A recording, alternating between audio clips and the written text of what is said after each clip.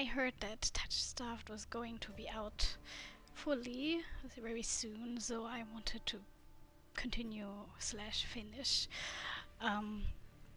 the demo. So yeah, let's dive in. I'm excited. I almost forgot where we left off, but let's see.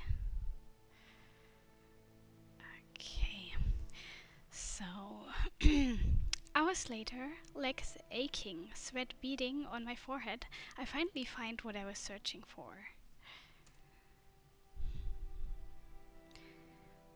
The cenobium of the luminous void. It stands at the highest point of Iridia, surrounded by cold, white walls. Well-dressed people stroll down the walkways, paying no attention to the massive tower in their midst. I'm the only one standing before the gates. I crane my neck up and up until the top of the cenobium tower disappears into the clouds overhead. My stomach gives an uneasy lurch.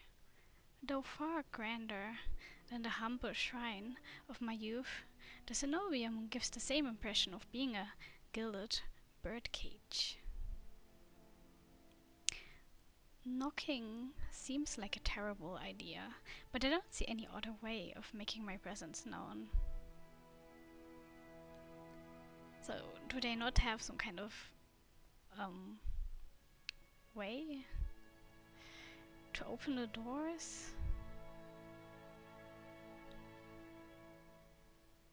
Yeah, I don't see anything.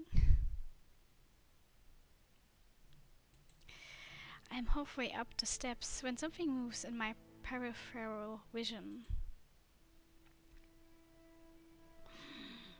Are we going to meet another love interest? I think we're still missing two, right?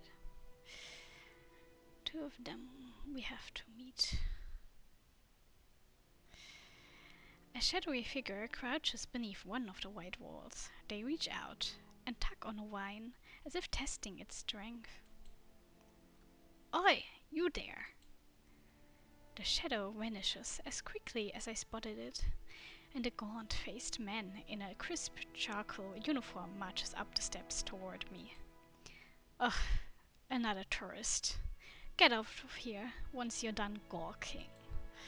A dismissive wave accompanies his equally dismissive words, and he turns on his heel without even waiting for an answer from me.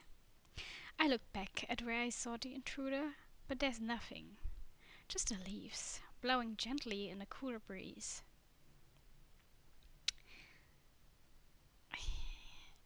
I hope not everyone at the cenobium is as rude as this officer is. I step away from the gates, hopelessness washing over me. Hello. A whisper, so close I can feel the warm brush of breath on my skin. You. Leave me alone, whoever you are. I instinctively jerk away, but there's no one beside me.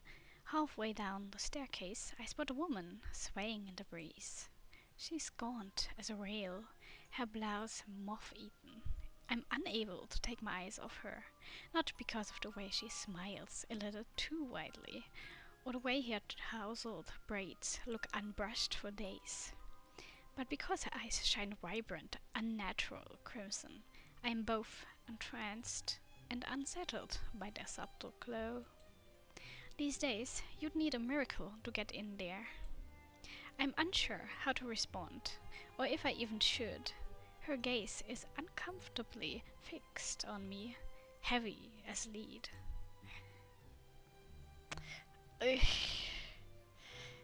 I'd rather not say anything. I mean, it feels like we shouldn't talk to her. We should just ignore her and hope she leaves. So I'm gonna go with that. After the experience I've just had, I'm not too keen on indulging strangers with small talk. Despite my silence, she maintains her unflinching stare and smile. Lucky for you, I have miracles for free. Whatever she's selling, I'm not interested. My words come out in a tired breath. No thanks. I start down the stairs, but she abruptly steps into my path. She turns her back to me, and before I can react, she slips her fingers under the lacing of her collar, stepping out of her blouse in broad daylight. What are you do? A worn fabric unveils bare skin. My panic is smothered by cold horror. A misshapen, sunken scar carves into the woman's body. Pitted, gnarled skin snakes down her shoulders, blooming from a gaping hole in the back of her neck. You? Why? Same, MC, same. A shuddering breath escapes me. Whatever disease this woman had ate away at her from the inside out. How is she able to move or breathe? It's impossible. She shouldn't be alive, and yet the power to cure anything can be used too. The power of the sea spring. Oh, I feel there's gonna be some flaw to it. Like, there's no miracle cure that just fixes everything and nothing bad comes out of it. The woman slides back into her blouse and deftly laces it up. If I've caught your interest, then follow me. It's only a short walk away. Without another glance, she leisurely strolls down the cenobium stairs, loose braids bobbing behind her. The edge of her scar peeks out from under her collar. I stand there, wordless, until I manage to regain my bearings. It's a twisted miracle, but a miracle nonetheless. This could be the stupidest decision in my life. But what choice do I have? I take a final look at the cenobium's shut gates, then follow her down the steps. We descend from the higher streets, leaving behind the gilded decadence as we cross the river. The wet, derelict districts feel more familiar to me. But a crimson-eyed woman takes me farther, then farther still, until I met with an all too familiar sight. My gut lurches when I face the open horizon. Oh, we're back there. Not again. The city's outskirts are hardly recognizable in daylight, and probably safer for it. But venturing beyond Iridia's walls is a gamble I wasn't prepared to take so soon. Keep going straight, and the sea spring will reveal itself to you. I bark out a bitter laugh, loud and involuntarily. Oh no. I'd rather not. Are you kidding? It's not safe out there. You're as safe inside the city as outside of it. Truthfully, the territory before you is the safest of all. What do you mean, territory? This region belongs to Ice. Most people know him as a gang leader, but he's much more than that. I squint against the empty wastelands. Only a fool or someone with nothing to lose would leave the city. Apparently, I'm both. Yes, you are, MC. Why would you leave with that woman? But if the sea spring cured her, I need to see what it can do for me. Well, okay, you do you. I set off into the wastes. Over my shoulder, the woman calls after me. Good luck, Iona Grandier. I hope we meet again. My heart pounds with each step I take from civilization. It doesn't take me long to realize it's not the only heartbeat I hear. Like a nagging thought at the back of my mind, I can sense another pulse drumming through the earth beneath my feet. I felt this presence before when I first stepped out of Kura's clinic, a living dread cursing underneath the city. Only this time, I'm getting closer to it. For what seems like an eternity, I force each foot forward, one step, then another, until a realization hits me. I never told the woman my name. Oh. I knew she was bad news. I knew it. A building nestled into a tall cliffside, but so starkly out of place it might as well be a hallucination. It drips with extravagance and honeyed mahogany, an ornate jewel of architecture. A row of dark silhouettes stand out on the horizon. Trees, I think, until I'm close enough to realize that what I mistook for branches were spikes and jutting tendrils. Soulless.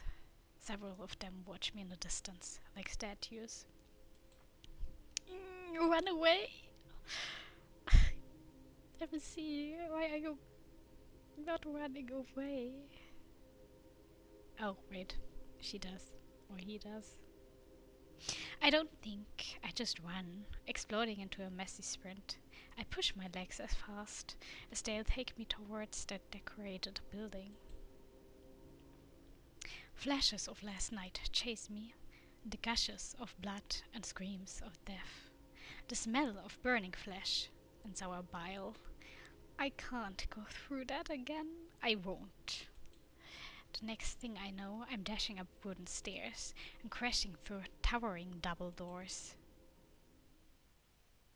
Double doors? Oh, we're not in the city. We're not in the city. Oh, okay. Maybe another love interest. I gasp for air, my lungs burning from exertion. I'm desperate to be safe, but when I process my surroundings, it's more hellscape than sanctuary. Yeah, this does not look nice. This looks like a demon was sealed there or something. Blood flows all around me, overwhelming my vision with a lurid, unholy red. Instinctively, my hand leaps to my mouth. But the rotten stench of blood never comes. Instead, a smoky scent hangs in the air, sharp and spiced. I swallow thickly, convincing myself that it's not as gruesome as it appears. This has to be the sea spring, the place that grants miracles. Pulling my eyes away from the pool, I take in the rest of my environment. Tall pillars flank me, blanketed in written notes. Seating pillows scatter the floor. A rustic kettle sits nearby. Someone must live here, despite how eerily empty it is. I mean, if we were running through those doors or gates, they were probably really loud, so if anyone's here, they probably already noticed us. So I think staying silent doesn't do much. So let's call out. Hello, is anyone here? My voice echoes across the cavern without response. I approach the paper-covered pillars. Maybe something here can tell me more. I reach for... Seriously, I don't know what to choose.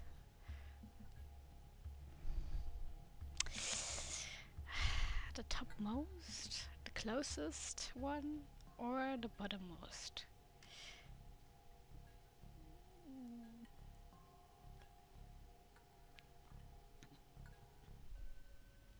I'll just go with the closest one.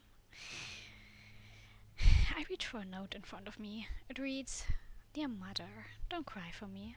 I'm sorry I didn't say goodbye. But we'll meet again in another life. I love you very much. From Iris." Oh, okay. These are notes. thought it was those kind of seal thingies that some shamans have. P.S. If you ever see me, never speak to me again. It's written in perfect cursive. I've never seen such beautiful handwriting. Before I can ponder it further, a sharp chill runs down my spine. Something's watching me. I quickly set the note back, my eyes starting around the wooden deck, but it's still empty, vacant. Finally, I look towards the sea spring. That stillness hides something deeper, something wrong, something familiar. It's watching me. Hey! Oh my god, who is that? I spin around and come face to face with a pack of soulless. Oh! Oh dear. I knew that cave was bad news. This whole thing, oh my god. Hopefully we're not gonna die. They chitter and growl, tendrils and spikes flaring threateningly, all different sizes and species, but sharing one identical trait, glowing crimson eyes. I try to back away, but my heel teeters over the sea spring. I'm cornered. Watch your step. It's deeper than it looks. Oh, are we gonna get saved? Please, be our savior. That voice again. At the sound of it, the soulless freeze, their snarls quieting. I search for the voice source and find it above me, lounging in the rafters. Hi, thank you. You look lost, little sparrow. His gaze is a violet crimson, one that sees through me, leaves me feeling raw and exposed. They're the same eyes I've seen over and over, first with the scarred woman, now with the soulless circling me, all bound by the sea spring's blood red. In the shroud of darkness behind him, shapes like massive tentacles twist and coil around the wooden beams. I can't focus. The soulless growls ring in my ears. They are not advancing. But that could change at any second. Panic rises in my throat as I struggle to track them. Hey! Eyes on me. My stomach rolls as I tear my eyes away from the soulless. Don't ignore someone who's talking to you. It's not polite. But maybe you could do something about these soulless beings. Please. Don't just sit there looking all cool and handsome. I need someone to save me. Please, do something. Yes. For a moment, anger knocks my fear aside. Who is this bastard?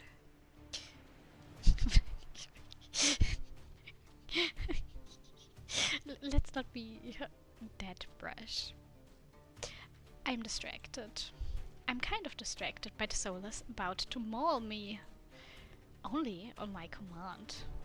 I scan the soulless again. They really aren't attacking, posturing more than anything else. You tamed them? Power of the sea spring. They are hungry, so they might bite. You could give me a reason to stop them. How about I didn't do anything wrong? Exactly. Please just help me. Make them go away instead of biting me. Trespassing. What? We weren't trespassing? Well, kind of. And that's punishable by death? He gives a non-committal shrug. Thank you. Thanks for your help. You're being great. I called out earlier to see if anyone was here. Were we supposed to play hide and seek? Didn't hear you. My voice stops in my throat. This man's terse coolness is both infuriating and terrifying. I rack my brain for a way to diffuse the situation. I need help. Or tell me what you want.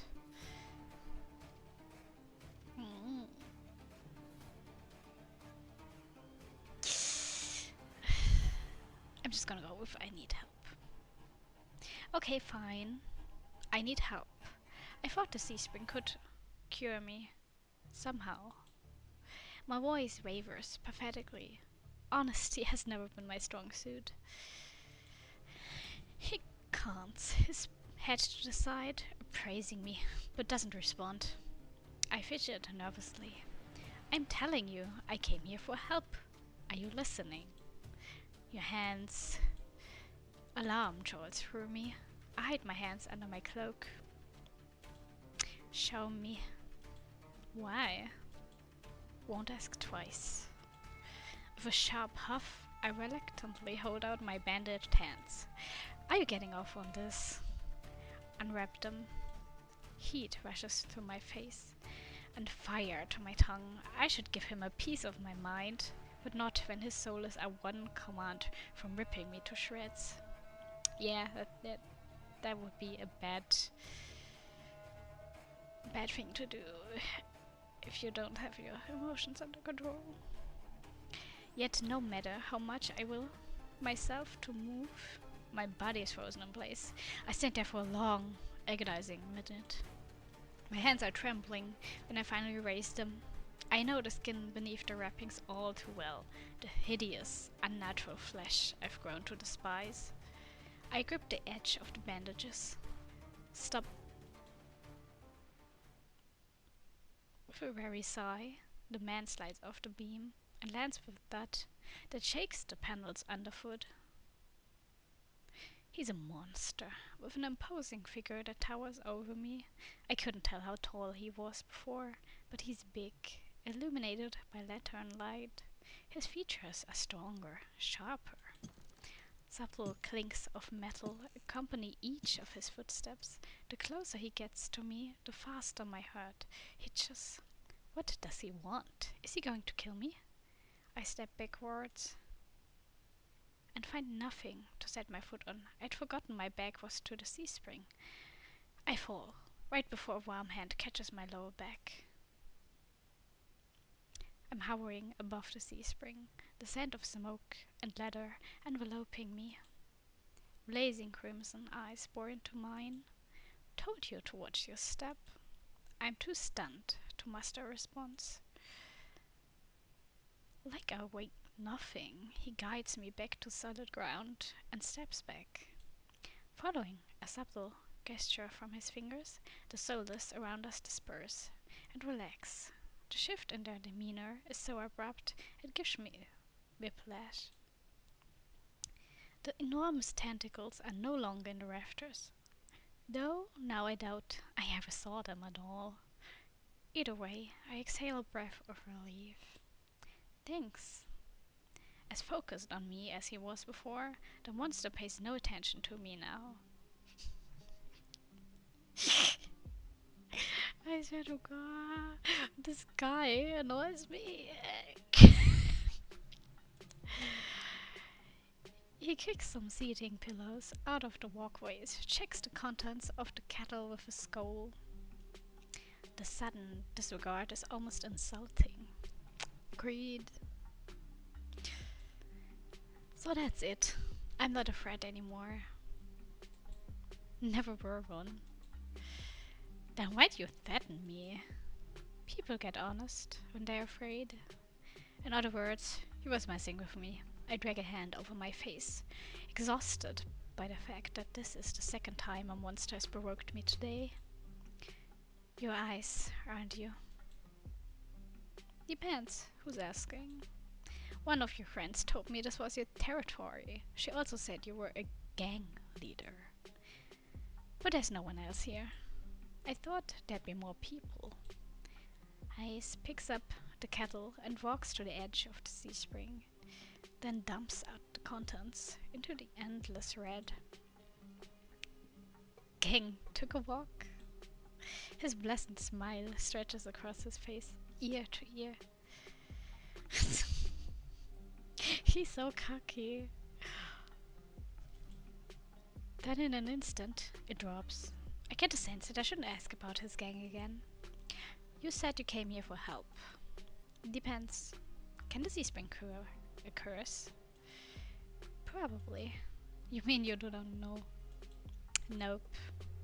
He shakes out the empty kettle and starts collecting stray cups, tidying up. My frustration builds. I narrow my eyes at him in a questioning glare. When he notices, he returns it with an amused smirk. Are you being irritating on purpose? He definitely is. He's enjoying this very much. But we aren't. Listen, Sparrow. The sea spring can cure anything. Nothing's stopping you from trying it yourself. What do I have to do? Drink. I have to drink from the sea spring. My eyes glide to the blood-like pool beside us. The idea of ingesting the strange liquid makes my guts churn. Is there a price? Always. Ice taps his temple with a finger. You lose it a little bit. That's it. Might have already beat it to the punch. My humor earns me an amused, fanged grin. This is a little different. When you drink from the sea spring, you forget who you are. Your mind combines with everyone who ever drank before. Humans, monsters, soulless. One big, happy family in your head. My blood runs cold. I've heard of these before. Group minds. My attendants used to tell me that my power granted people access to a higher plane of understanding. A group mind of my own making. All lies. But something tells me this is real, even if one thing doesn't add up. Your eyes are red too, but you obviously haven't forgotten who you are. Before I can finish my sentence, he strides past me towards the entrance. Time's up. Let's finish this later. Wait, already? You barely told me anything. Came on a bad day. I've got somewhere to be. There are still so many questions burning on the tip of my tongue, but my frustration spills out before any of them. I was told to come here for help, but instead I get threatened and kicked out. You're joking, right? Watch your tongue. I'm nice, but you don't want to ruin the host's mood. My skin prickles. The feeling of being watched washes over me again. My eyes start back over to the sea spring. A lone ripple dances on the quiet surface. I take I's advice and clap my mouth shut. Ice approaches a nearby Solus, a lanky, dog-like one with 6 legs and a crown of tendrils. Several sets of crimson eyes adorn its eyes.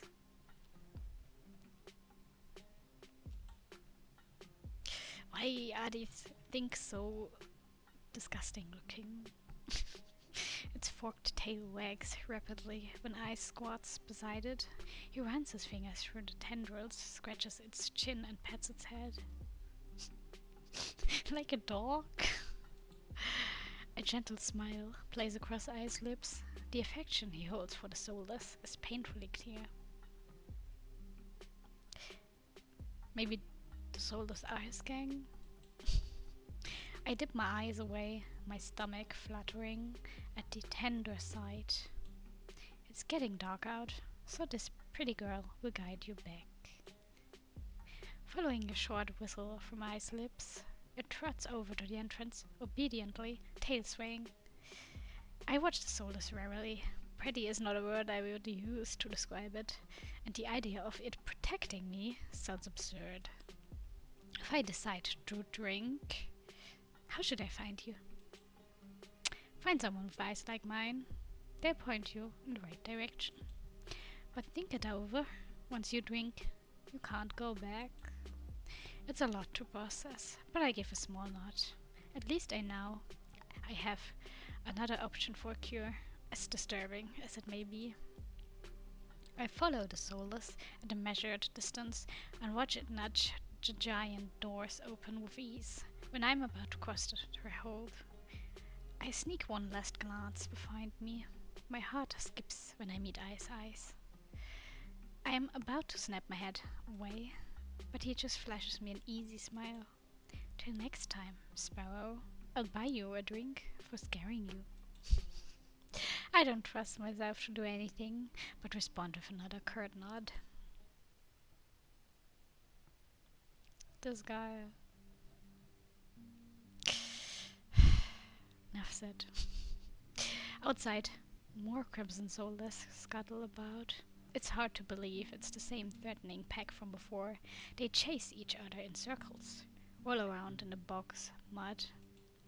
They pay no attention to me as a dog like one escorts me away. It's an uneventful trip. Sometimes the Soulless looks over its shoulder at me to make sure I'm still following.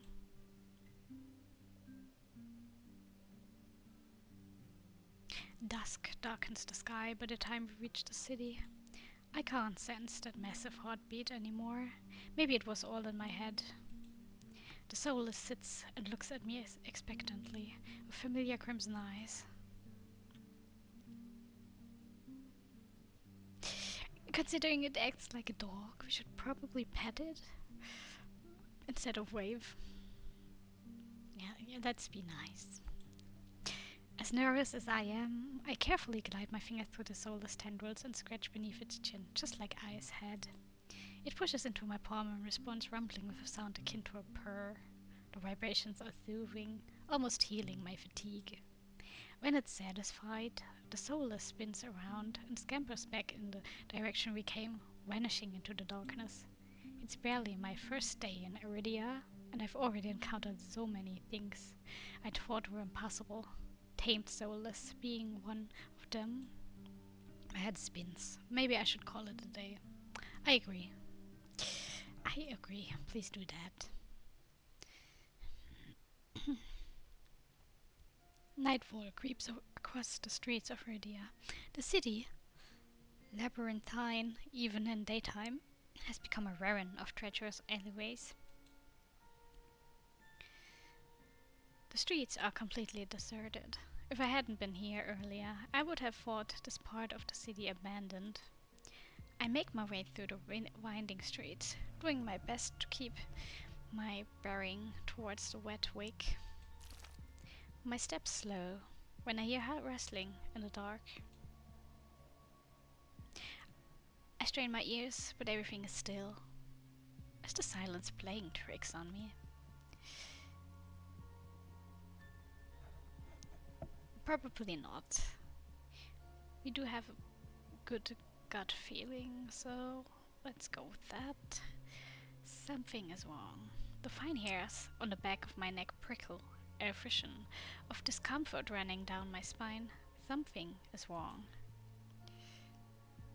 My eyes dart from one side of the street to the other, searching for movement, but the shadows are as deep and dark as pools of ink, and I see nothing. I can't stay here. I need to reach a busier part of the city, drawing my cloak tighter around my body. I hurry on my way. Though I keep my eyes sharp and listen intently, there's only the sound of my own footsteps. As the moments pass and nothing happens, I begin to wonder, maybe I really did imagine that noise. I turn the next corner, and my thoughts come screaming to a halt. My head spins, the world blurring as adrenaline rushes through my veins. Only one thing is clear amidst the haze. The Soulless that attacked the caravan. Oh no! It's one thing after the other, right? Like that is one hell of an eventful day that our MC is having.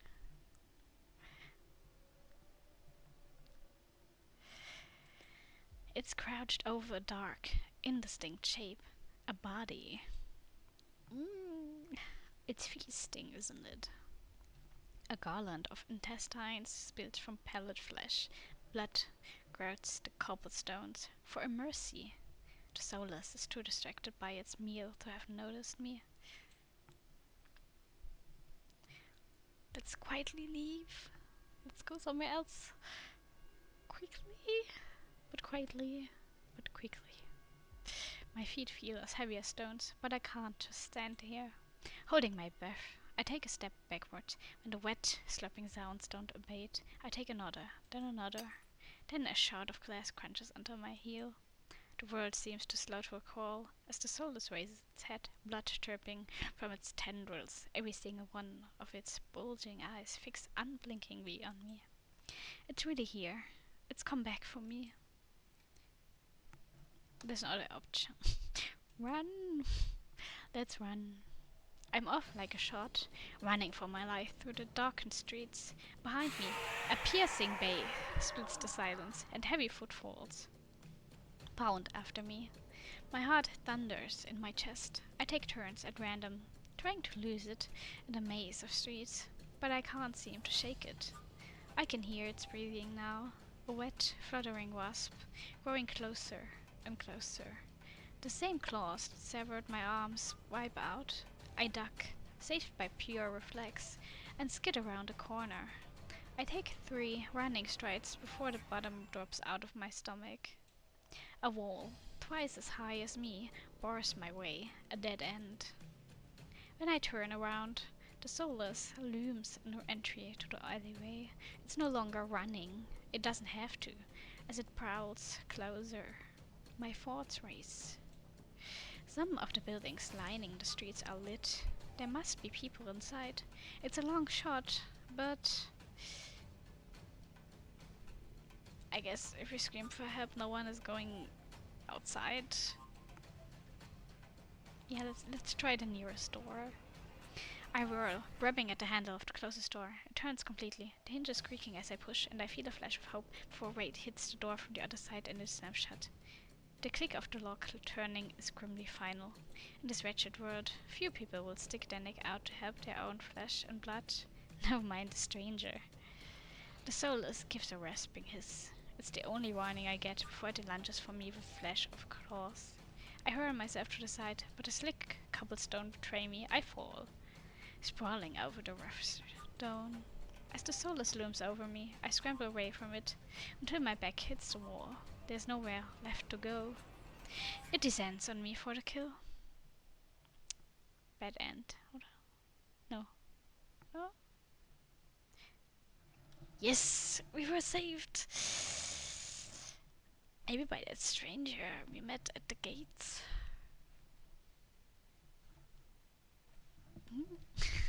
But the impact never comes.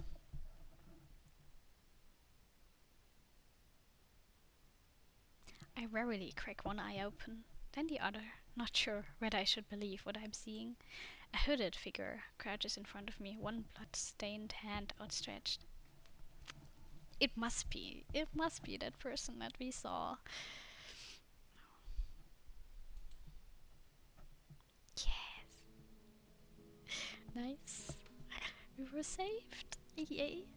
Moonlight silvers the edge of the stiletto knife. Their face and hands are splattered with blood, and the soulless. My eyes start past my unexpected rescuer to the misshapen form behind them. The soulless many eyes, once restless and vibrant, now look dull and waxy. A red pool spreads slowly from under its body. Numb with shock, I can't help but stare. It's dead. After all the people it's killed. After nearly killing me twice. I can hardly believe it. Well, I gingerly take the offered hand. The stranger's gaze dips to my bandages, pale lips part on the brink of a question, then close again. With a strength belying their slight frame, they pull me to my feet. Something about them is strange, unlike any human or monster I've ever met. I can't quite place my finger on why. As soon as I'm on my own 2 feet again, they pull away from me and start wiping the blood from their face and hands. Stay there. They turn away from me, stiffly, leaning over the soulless, gangly body. He's so pretty, or she. They're so pretty. I think that's better. With their back towards me, I realized that I saw their hooded silhouette at the the cenobium. See? I knew they were going to save us. What? Why would the first thing that you would tell your rescuer be, "You're shorter than I thought"? Let's just say you saved me and thank them. You saved me. I shouldn't have had to. The harsh response takes me aback. Before I can formulate a response, they continue. What are you thinking, traveling alone at night? This is far from the worst thing haunting Loudtown. I can't make heads or tails of them. First they save me, and now they scold me. Lesson learned. I could do without a lecture, though. To my surprise, they break eye contact. Their attention glides back to the soulless corpse. They examine it with an inscrutable expression. I clear my throat to fill the silence. I'm Yona Grindir. Oh no, that's their name. That's their name. Min.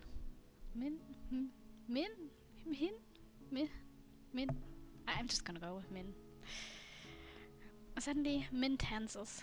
Their blade flashes as they drive it into the back of the soulless neck. The soulless thrashes once, letting out a rattling hiss as the air leaves its lungs. Min leans on the blade, driving it deeper and deeper until there's a sickening crunch, and the creature goes limp. My heart thuds in my chest. It must have been clinging to life by a thread. Min straightens up, withdrawing their blade in a single smooth motion. Better to put wretched things like this out of their misery. They calmly clean the blood from their knife. I swallow my eyes, still glued to the cooling corpse. Why is the soulless inside the city? Min looks at me, eyes searching, before realization dawns. You're new here? There's no walls around the city? Soulless can come and go as they please, until someone is contracted to stop them. That's why they are called Hunter. Because they hunt those soulless beasts. The cenobium's patrols don't bother to protect Loudtown. Not anymore. Let me guess, you're not a fan of the cenobium. I wouldn't go that far. Their brow abruptly furrows, and they sheath their knife, motioning for me to follow them. It's not safe here. The vultures can smell death. I'm not quite sure what I mean, but I don't want to stay lost in the city. I trail behind them as they stride down the street. If it's so dangerous, then why are you helping me? I came for the bounty on that soulless, and you were in the way. Not killing you isn't the same as helping you. Don't count on being so lucky again, or you'll be dead by sunrise. The answer is stingingly harsh. You know what? Fine. I just need to find my lodgings.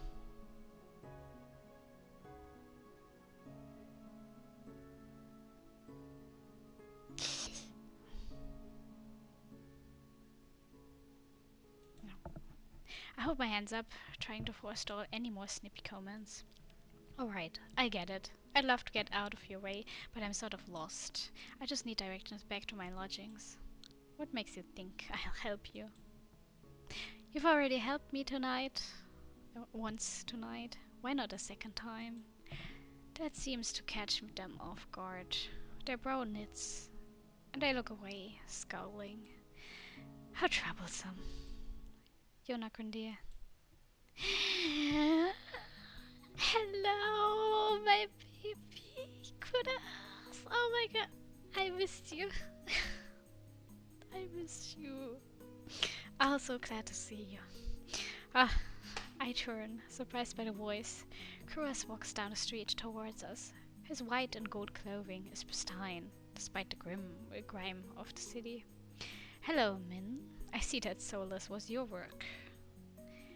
Min shrugs. There's a familiarity to the way they regard each other. You know them, Kuras. I don't know your friends. You just met them. You know them, Kuras? Min is a freelancer who has done a few errands for me. They are quite reliable. Unreliable freelancers don't eat. Yona Kundia needs to get back to wherever she's staying before she wanders into the jaws of another soulless.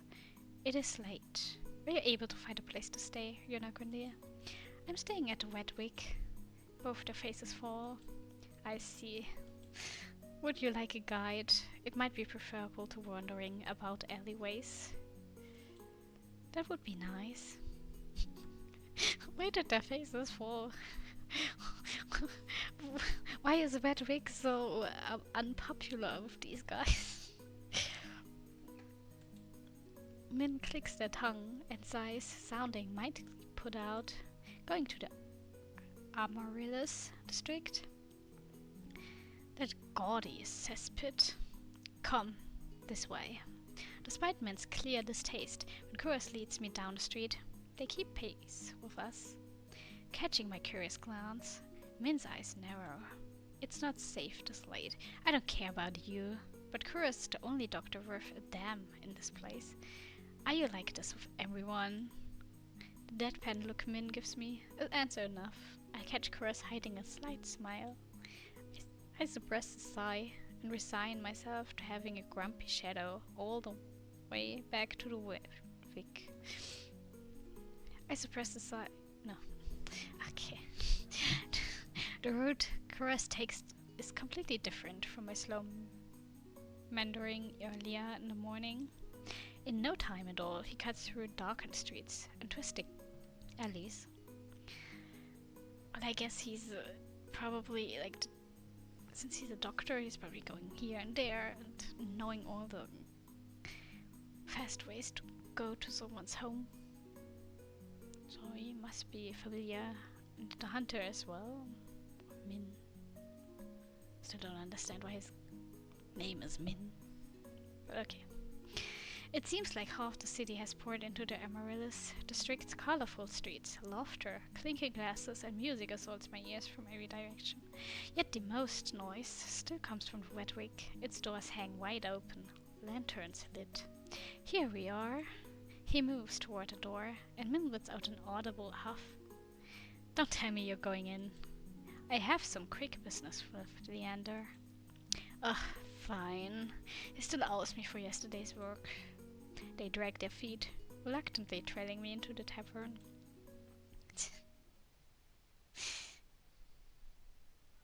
As soon as the doors open, a wave of sticky heat rolls over me. In the hours since I left, the wig has grown suffocatingly crowded. Kuros stands out, easily a head taller than most. Even so, I nearly lose sight of him amid the sea of swarming bodies. Pardon me. The crowd parts, as though answering his request. Kuros glances over his shoulder at Min and me before gliding through. How can anyone breathe in here? Min follows Kuros at a clipped pace. Leander is right where I left him. Although he's traded places with the bartender, he holds a pair of shot glasses, filled to the brim with luminous green liquid. And now for the finishing touch. A flash of the magic paints the glasses white with frost. You're never gonna guess what's in these. Leander slides the glasses across the bar, and I get my third and fourth shocks of the evening in rapid succession. Ice leans against the bar, an elbow propped up on the counter. He's here too! Okay. I thought he had some business. I wasn't aware his business was drinking into the night. He catches the glasses and lifts one to the light before turning it upside down. The contents, magically congealed, stay firmly in place. You're supposed to make drinks, pretty boy. Don't tell me you're wasted already. Where, perched on the bar's counter beside Ice, takes a single look at the shot glass and shakes his head. Okay, do they know each other? Do they? Probably. What have we here? A bucket full of boogers. Leander's nose treasure. Ew. You've eaten worse. Ware's lips twitch, his ears flatten when Ice offers him a glass. He turns his cheek with a sniff, and Ice just snickers. Coward. Don't tell me you're actually... In one fluid motion, Ice throws back his head and downs the shot. Drinking that... A dark look crosses Ice's face. It's chewy. Chewy? Wait, let me try again. Behind me, Min crumbles. I told you this place was a nest of degenerates. If it isn't Chorus and Min. At the sound of Leander's voice, Min's pale eyes grow wide. They look ready to bolt until Chorus sets a hand on their shoulder. I love when characters are bickering. I promise this will not take long. Min's eyes start from Kura's hand to his face, then soften. Fine, you first. While they step forward, I linger behind, struck by a sudden revelation. All of the people I've met today know each other. Good evening, Leander, Ice. Another drinking competition, I presume. Oh, is it evening already? Could have sworn it was earlier. Just some friendly rivalry, Doctor. Nothing to be afraid of. Curus acknowledges Leander and Ice with the slightest nod, ignoring Rare entirely. Not that Rare seems to mind. What kind of beef do they have? What is going on? He tilts his head and an impish smile curves his lips when he spots Min, looming silently behind Curus. I almost didn't see you there, Min. Looking for your booster seat? Min pushes back the hood they never wear with a cool look. I thought Ice wasn't allowed to bring his pets in here. Rare's tail gives an angry twitch.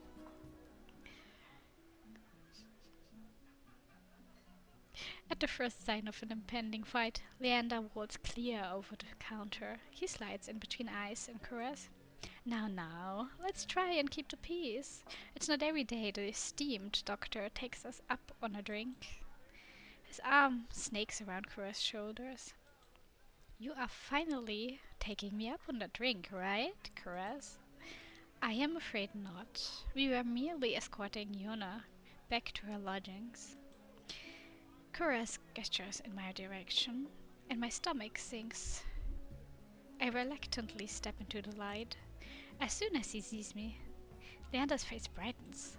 Yona Grandia, it's been too long. Everyone, this is Yona Grandia. She is new to Iridia. I feel 5 pairs of eyes fixed onto me, and suddenly the bar feels suffocatingly small. My voice nearly catches in my throat.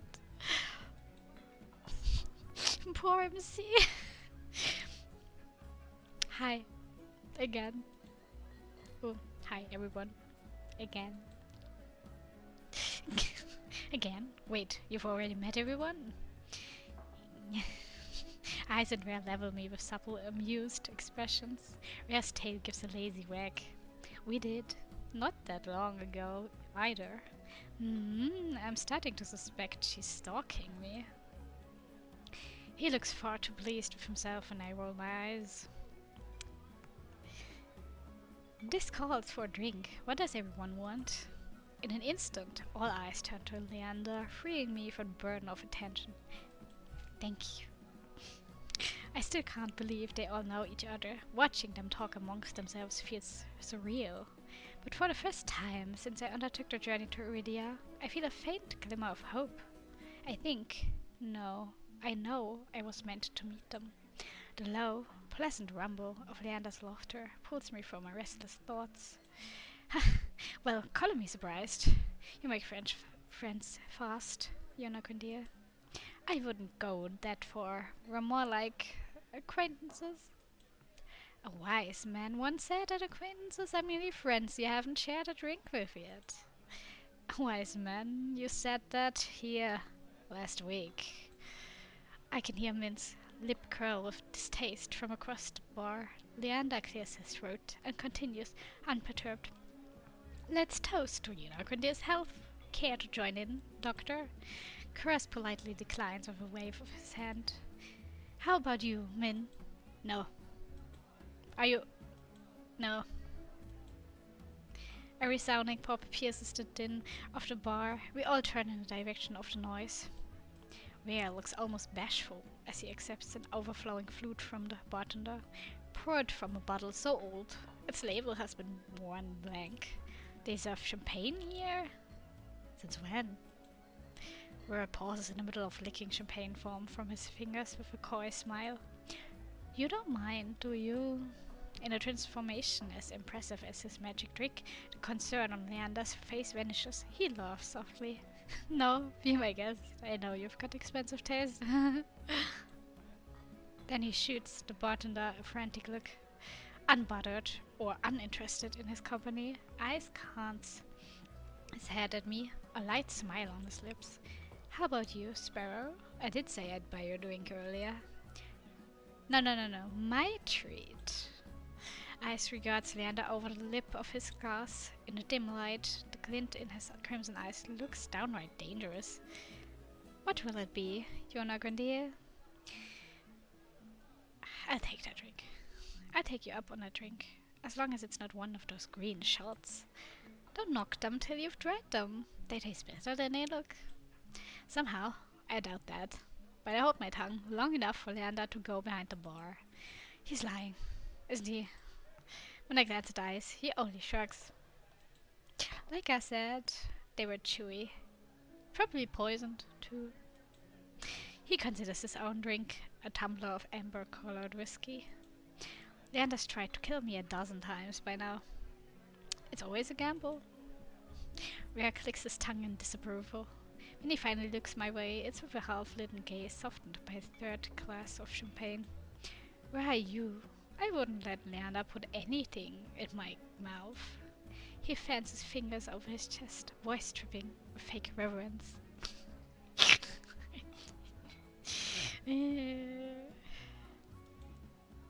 The Red Wig is one of the finest drinking establishments in all of Iridia.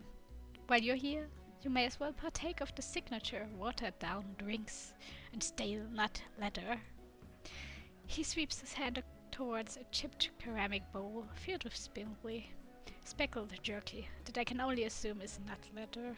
What is with the food in this city? As abysmal as you make it sound, this place is completely packed. It's not all bad. Depending on the day, the food's edible. Ice takes a measured sip of his drink. Gotta stick around for the real attractions, though.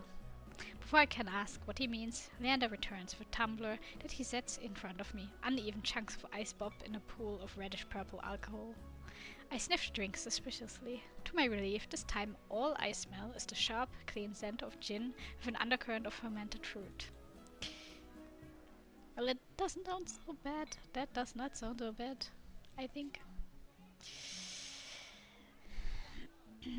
Relax, it's just a local specialty. Plum gin. Although, if you're feeling more adventurous, I shake my head. Leander raps his knuckles against the bar until the group falls silent. Alright, everyone, let's toast. May Yona Grandier stay in Iridia be full of bright adventures and discoveries. Cheers! Leander, Ice, and Ware raise their glasses in unison. Min only crosses their arms, and Chorus watches with polite indifference. I tip back my drink. The plum gin is eye-wateringly strong. Despite the sharp, medicinal edge, it goes down smooth. One sip softens the edge of my vision. The next fades the din of the crowded bar into a low, persistent murmur.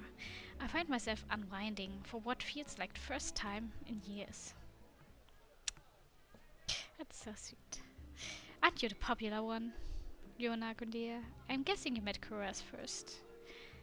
It would be more accurate to say that I found her. He saved my life. I merely performed my duty as a doctor. Although, I must admit that I was confused when I woke up missing all my clothes. Diana makes a choked noise somewhere behind him, mid-size. It's not what you think.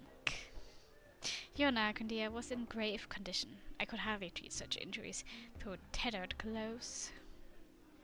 The silence that follows stretches uncomfortably long. I look away, unable to face Cora's disappointment. I catch Rare snickering behind his hand. That's my cue to change the topic. Kuras isn't the only one who saved me today. Don't you listen? I didn't save you. You were simply there. That's Min for you. Leander reaches for Min, but they duck under his arm with practiced ease, without so much as looking his way. As reliable as they are moody. You won't talk, considering neglected to warn her to stay off the streets at night. Oh, I might have gotten a little distracted. Min's only response is a short breath. At any rate, I never got a chance to thank you, Min. Don't. The less soul is alive, the better. For a heartbeat, Min's eyes flick towards Ice, and her lips twist. Ice is too busy nodding along to Rare's enthusiastic pantomime of stabbing to notice, lost, no doubt, in an enthralling discussion. I've had enough of this hellhole. Let's go. Min and Cora share a brief look, then the doctor speaks up. Very well, but there's something that I must discuss with Leander. If you'll excuse us, Yona Grandier. And just like that, the three of them depart, leaving me alone to savor my gin in silence. Or so I think, until I hear a voice, so soft and low, it's practically a purr. Lost your tour guide? I turn to find crimson and pink eyes trained on me.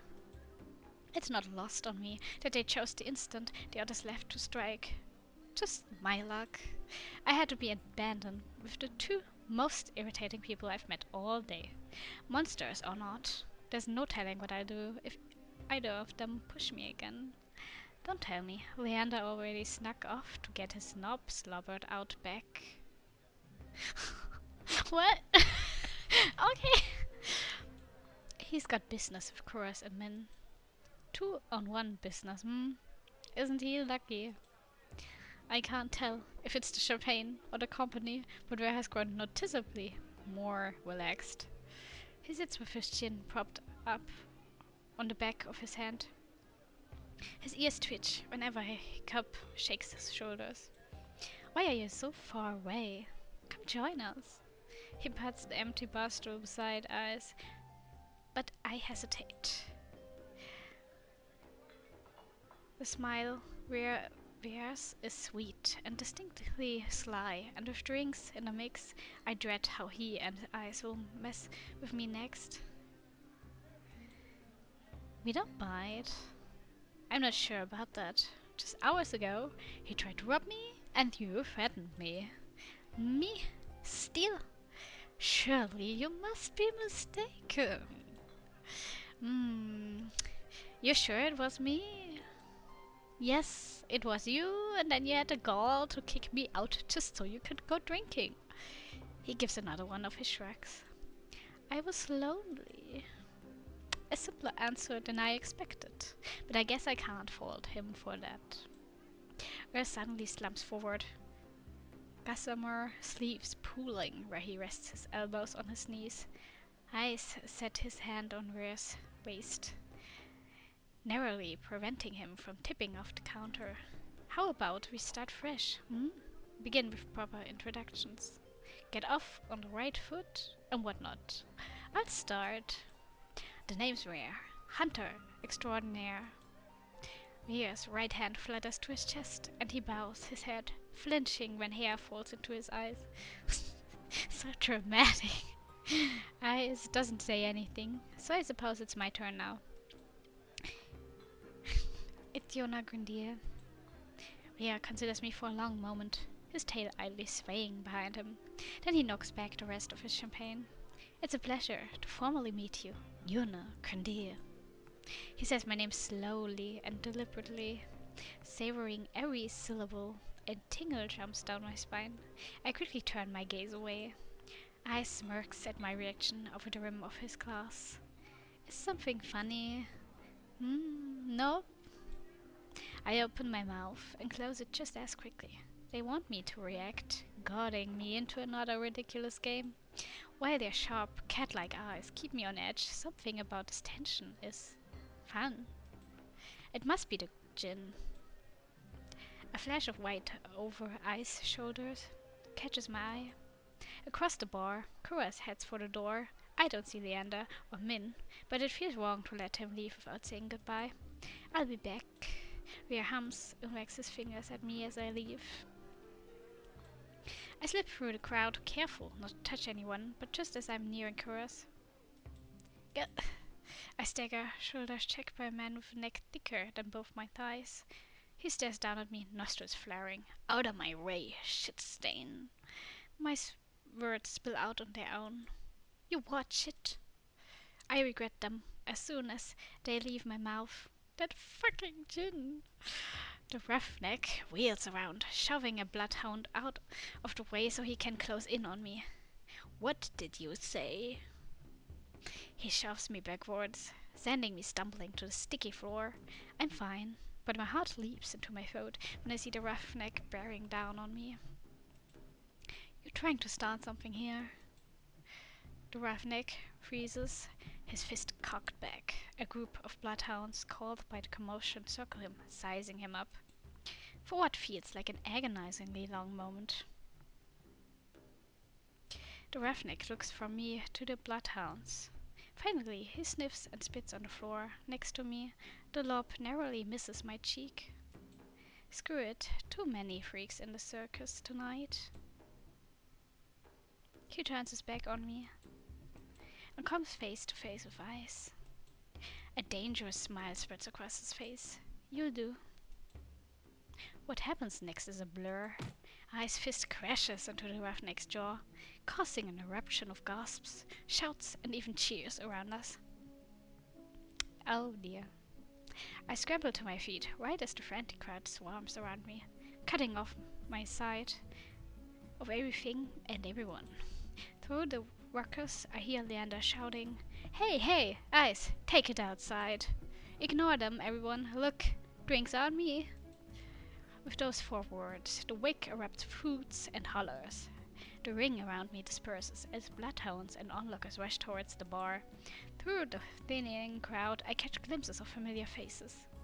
Ice vanishes out the back, dragging the roughneck behind him. Kuras lingers near the door, searching, I suspect, for any wounded before he departs. Min draws the hood up tight as they slip out a side door, while Rhea leans over the counter to swipe a glass of wine from behind the bar. And Leander, seated at the opposite end of the bar, gestures dramatically and apologetically at the bartender.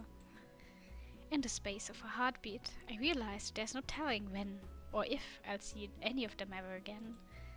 Whoever I pursue may be the last person I get to speak to tonight. I follow. I don't know. I love them all. Why would you do that? Why do I have to choose? Isn't this a demo? I don't think I have to choose yet.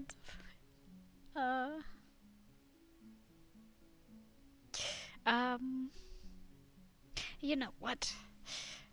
I think Leander is pretty cool and fun and cute in a way. So let's go with him. For the second time today, I find myself squeezing through a crowd to reach Leander. As soon as he sees me, his easy smile fades.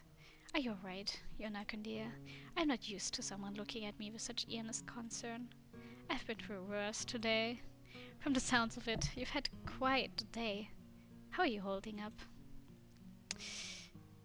Could be not bad, considering I've been threatened, robbed, and come close to dying too many times to count. I should have known not to let you out of my sight. How about the next time you want to see the city? I come along. I can be your personal guide. You've already helped more than enough. Leander signals for the bartender. I'm parched. Do you want anything? I'll have another one. Something strong and simple. Adventurous, aren't you? I'm gonna have to keep an eye on you. Of course, you'll also need to keep an eye on me. I've lost count how many I've had. Dear. Once he's ordered, Leander turns back to me. Did you at least get to try any good food? I had these fried dough sticks from a vendor near here. As soon as I begin describing my meal, his eyes brighten with recognition. The long legs from Van's stall. You've got to try them with porridge. There's another stall about a block away with these rosewater rice flour cakes. Take one bite, and you'll think you've been transported to some Hightown patisserie. Then bam! You open your eyes and it's the same trash-lined street as always. When he laughs, his hair falls over his eyes. He shakes his head and pushes it back. I'll show you sometime, if you've decided to stick around Loudtown, that is. The Iridia Leander describes is far different from the one I've experienced. But if you live anywhere long enough, I suppose it becomes home. It seems like I'll be here for a while. Maybe I'll take you up on that. The bartender returns with a pair of glasses and pushes them our way. Cheers. Leander clinks his glass against mine. I take a deep sip of the malty dark ale, savoring its flavor. It was surprising, finding out that you all know each other. I didn't think Iridia would be so small. Do you know how many times I've tried getting them all in one place? It's impossible, like trying to herd a bunch of soulless. I take it you know them well. Depends. Was there anyone you're curious about in particular?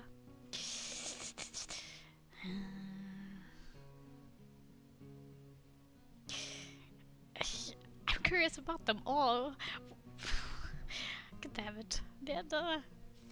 Why can't you just tell me about all of them?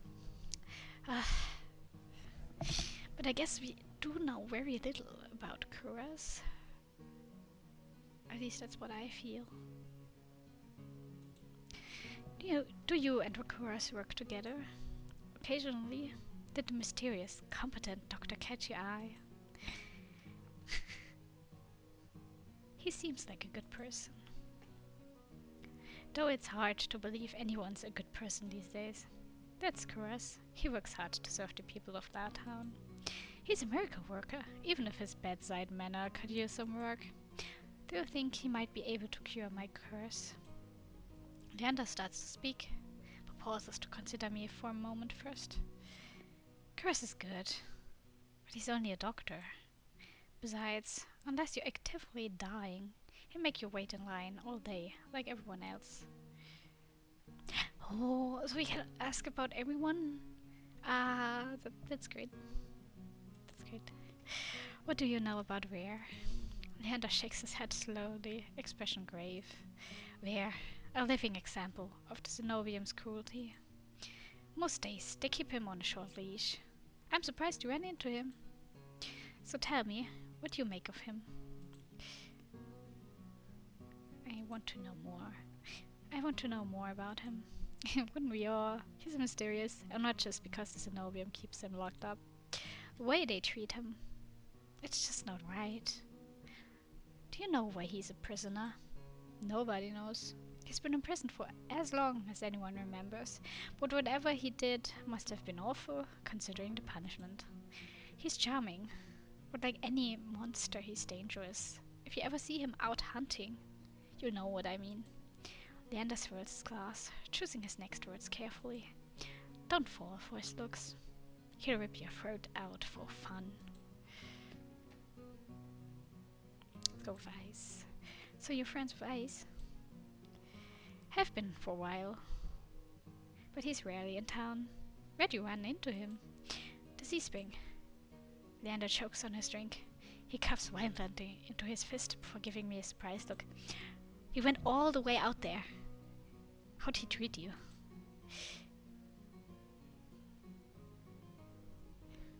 Was he up front? I'm not sure. He was intimidating. Intimidating, to be honest. Don't let it get to you. Ice does well in Iridia because he knows how to scare people. He's a monster. You really don't think he's a threat? Not in the slightest. I like to think of us as rivals. We like to keep each other on our toes. You know. Don't you think being rivals with a monster is a bad idea? If you wanted to disembowel you, it'd be easy. No, it's not that serious. Sure, Ace likes to toe lines on purpose. But he's not such a bad guy when you get to know him. Leander sighs and takes a swig from his glass. Mint's interesting. Not very forthcoming, though. Ah, Min, my favorite grouchy freelancer. What's your impression of them? They seem lonely. I get the feeling they could use a friend. I think Min prefers to be alone. What makes you say that? I've known them since they arrived to Aurelia, and they've turned down every attempt I've made. Well, almost every attempt. Why are you getting red? Did you have something? Like, did you have to... Did you have something? Why are you getting red? Hello? I mean, you don't know, but... Okay. He trades off to take a deep swig of his drink. Anyway, I'm just saying, if Min wanted to be a friend, you'd know. That about covers it. Aren't you tired of standing? Let's find you somewhere to sit. Leander pushes away from the bar, beckoning me to follow him. He leads me to a small booth hidden in a nook of the bar. A pair of bloodhounds notice him and immediately leap to their feet, offering their seats to us. As I slide into the booth, a web of graffiti stretches into the booth's tabletop, catches my eye. The deepest grooves form the outline of the dog from Leander's posters. Dozens of roughly etched names surround the drawing, some fresh, some well-worn. What is all this? It's a tradition. Whenever someone joins the Bloodhounds, they have a drink with us, and then they carve in their initials. The barkeeper must love that. After the first year, she finally stopped charging me extra for damages. 2 years and countless drinks later, she added her own name. You're not planning on recruiting me, are you? He quickly shakes his head. Not yet. You need time to think about your own path. Do you know what you're going to try next? The question gives me pause. I take my hands out from under my cloak and rest them on the table. Do you think you can help me?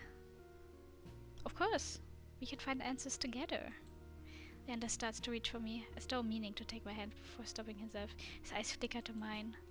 I won't fail you, Yona Kunde. And if you ever need a taste of normalcy, I'll always be here for you. My chest tightens at the memory of touching him. Even now, Leander swallows. The table groans under his elbows as he leans forward. The booth is so narrow that he completely blocks my view of the bar counter. It's almost as though Leander and I are completely alone. If that's what you want. How did it make you feel? It was warm, exciting. I don't know how to describe it. Leander rests his right hand on the table. He looks at me, smiling when I place my hand in his. Slowly, he begins unwinding the bandages, stopping every so often to glance at me.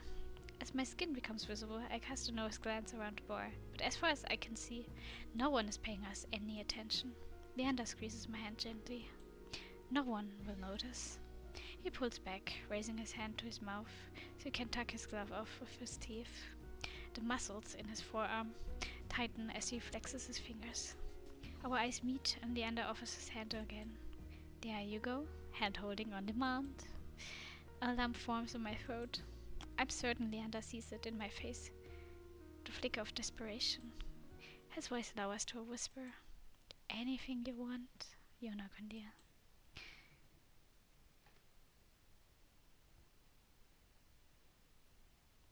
Why is that option red? That scares me a little.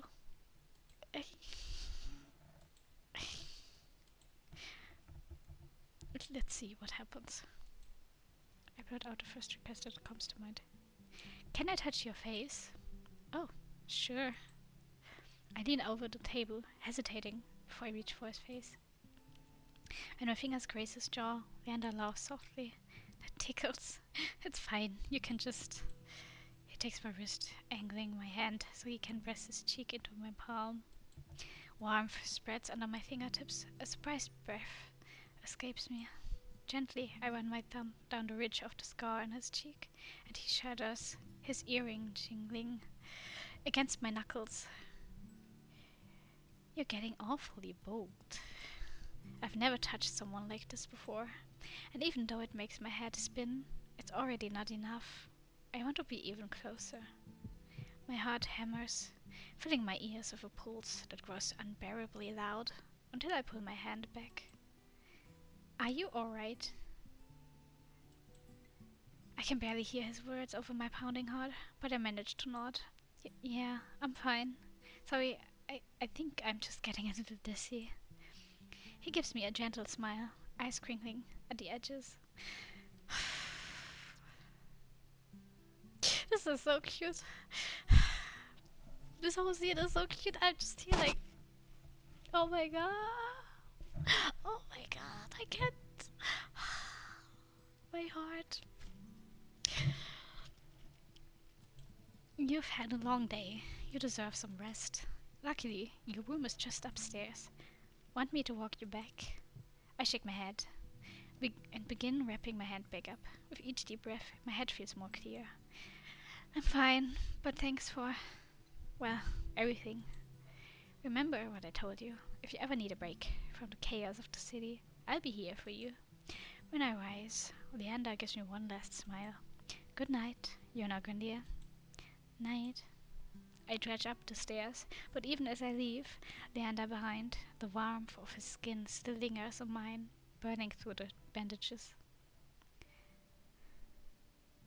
Oh. Oh, I see.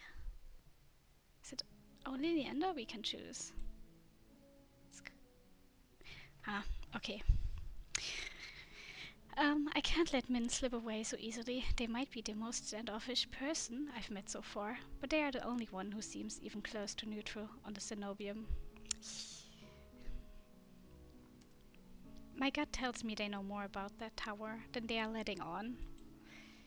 By the time I make it out of the bar, they are already halfway down the street. Drawing my cloak close to ward off the chill, I hurry after them, but at this hour, the Amaryllis district is full of carousing people. While Min slips through the crowd with surprising agility, I struggle to keep pace. The edge of their cloak flutters as they round the corner. Don't be so fast! Determined to at least try and catch up, I take the same turn into a dim side street. But Min is nowhere to be found. Didn't you learn your lesson earlier? They probably noticed that we were following them. I nearly jump out of my skin, whirling to find Min right behind me. They don't even look ruffled. Yeah. They fold their arms, pointedly staring me down.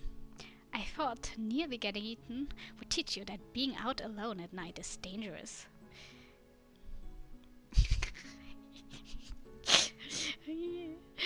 That's okay, well, what should we choose? I think I'm gonna be a bit cocky. I'm not alone, am I? It's a good thing I'm not alone, then, is it? Min looks at me in blank confusion for a moment, before realization dawns. Are you always so persistent? Yes. I don't really know how to read them.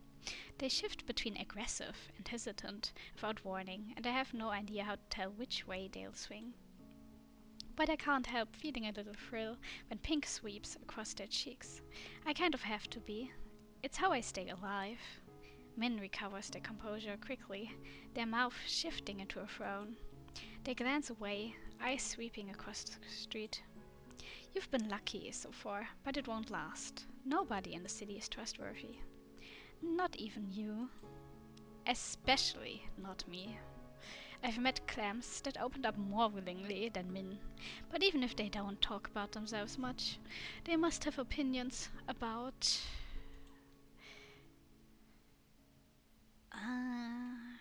okay, let's go from top to bottom. You and Cora seem to get along, though. The tense lines of Min's features soften.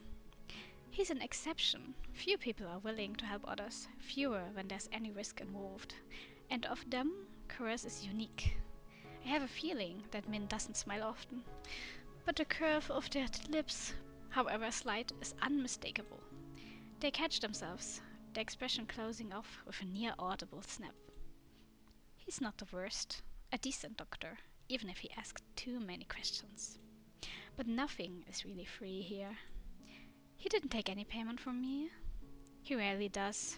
That just means he's paying down the debt elsewhere. Oh, I see. Where? How did you meet where? Min's face scrunches like they've just bitten into a rotten lemon. That perverse flea-bag jumped me during fogfall, so I stabbed him and left him in the gutter where he belongs.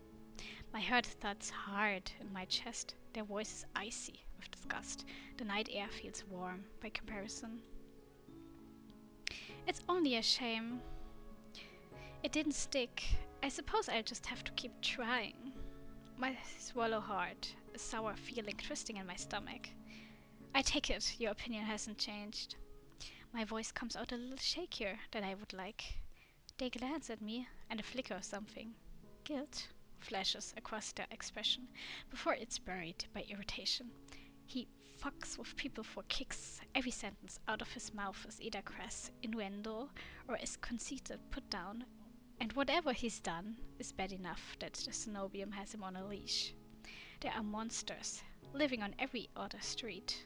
He's the only one who needs a muzzle before he's taken out for a walk. Belatedly, I close my mouth. But those are some harsh, very, very, very harsh words. Let's see what they are gonna say about Ace. You don't seem to like Ace.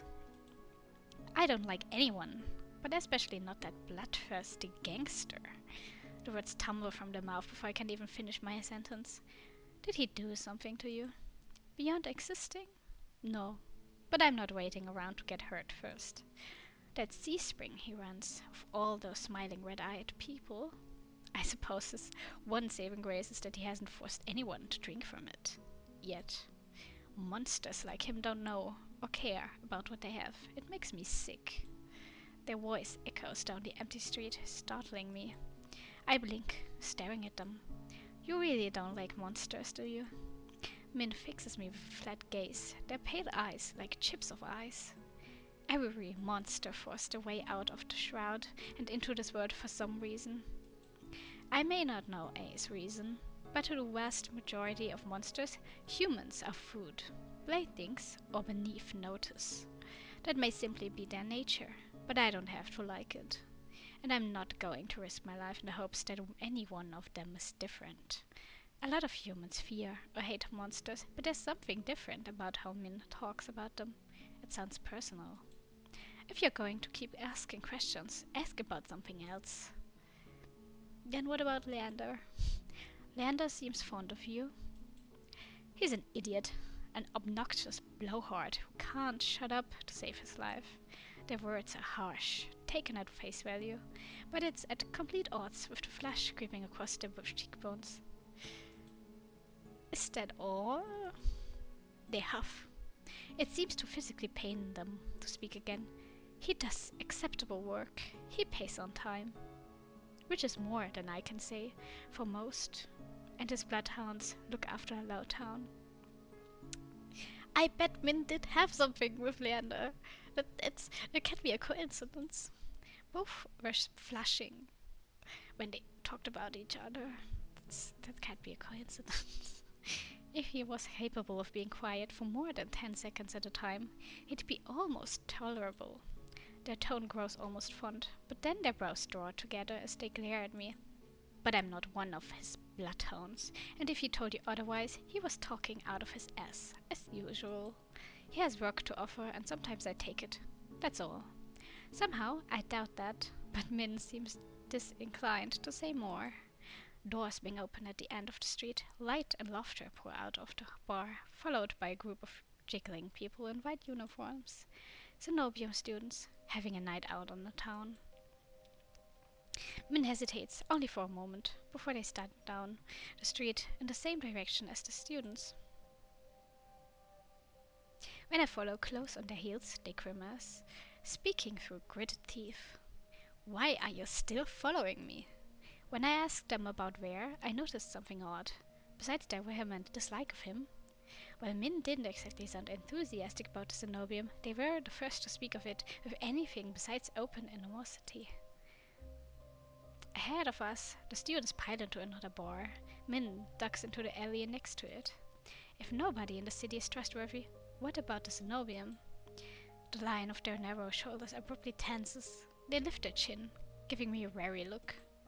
Kuras must have warned you about the nature of the city's currency. Right, information and secrets. I fidget, uncertain. I don't trust Min's unpredictable moods or all the things they clearly aren't saying.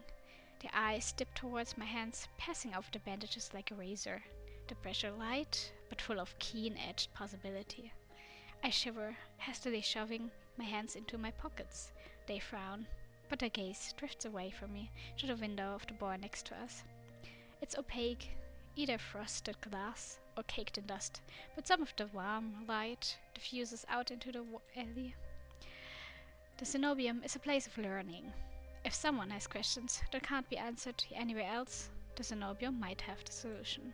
Or at least, that's how it was, once upon a time.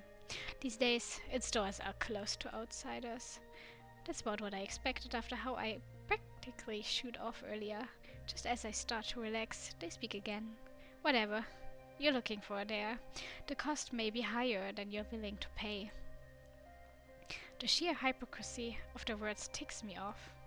What gives you the right to talk when you're doing the same exact thing as me? What questions are you asking that only the Cenobium can answer? That's personal. So there is something Min's looking for at the Cenobium. I suppose that makes two of us. If they're following groups of Cenobium students around, they must not be having much luck either. Everyone else seems to fear or hate the Cenobium, but you don't. They flinch, spurred onward by curiosity, and my lingering annoyance. I press forward.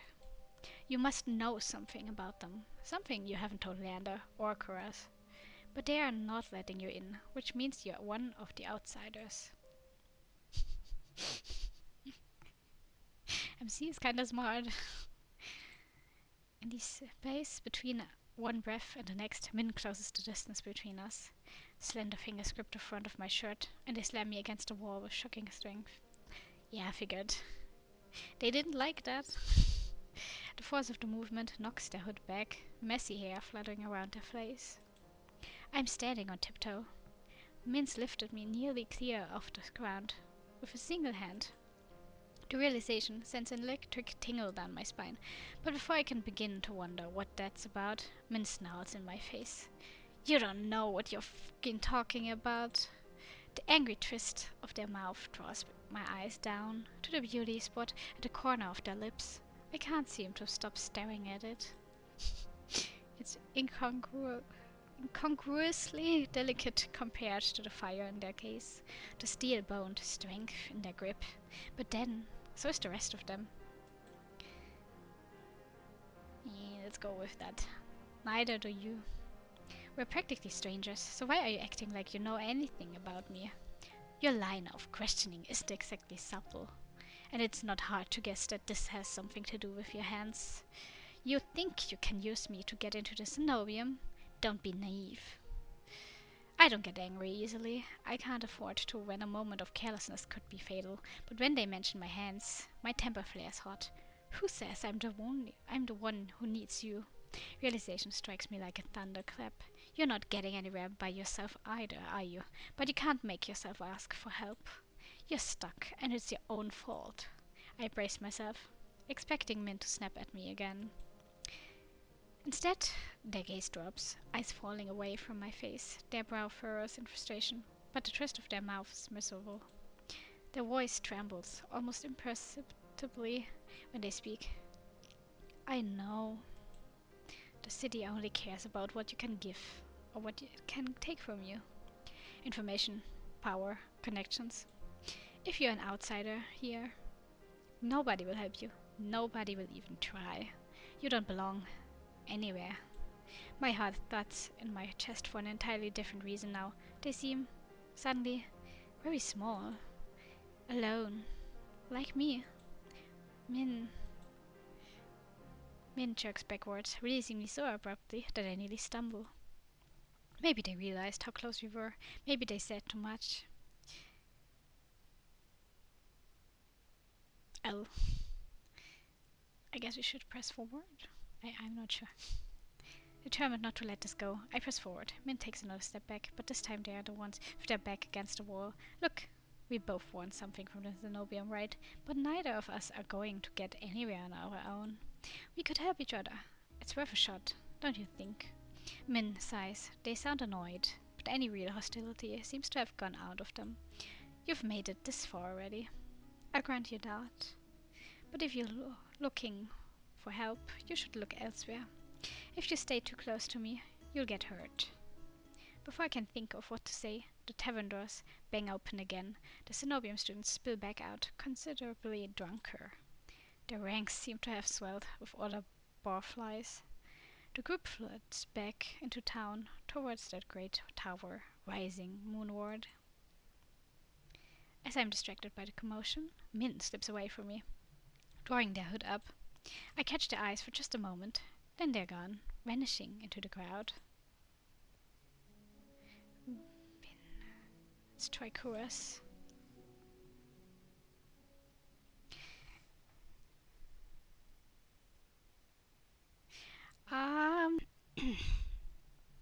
Hot on Kuras' heels, I squeeze my way out of the bar. Of everyone I've met, he seems the most likely to help me, and the least likely to murder me on a whim.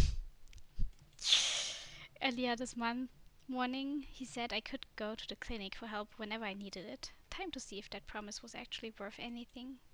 I breathe a sigh of relief once I'm free of the crowded bar. Kuras, hearing me, turns my way. Yona Kandia, you seem upset. I take it the Amaryllis district is not to your liking.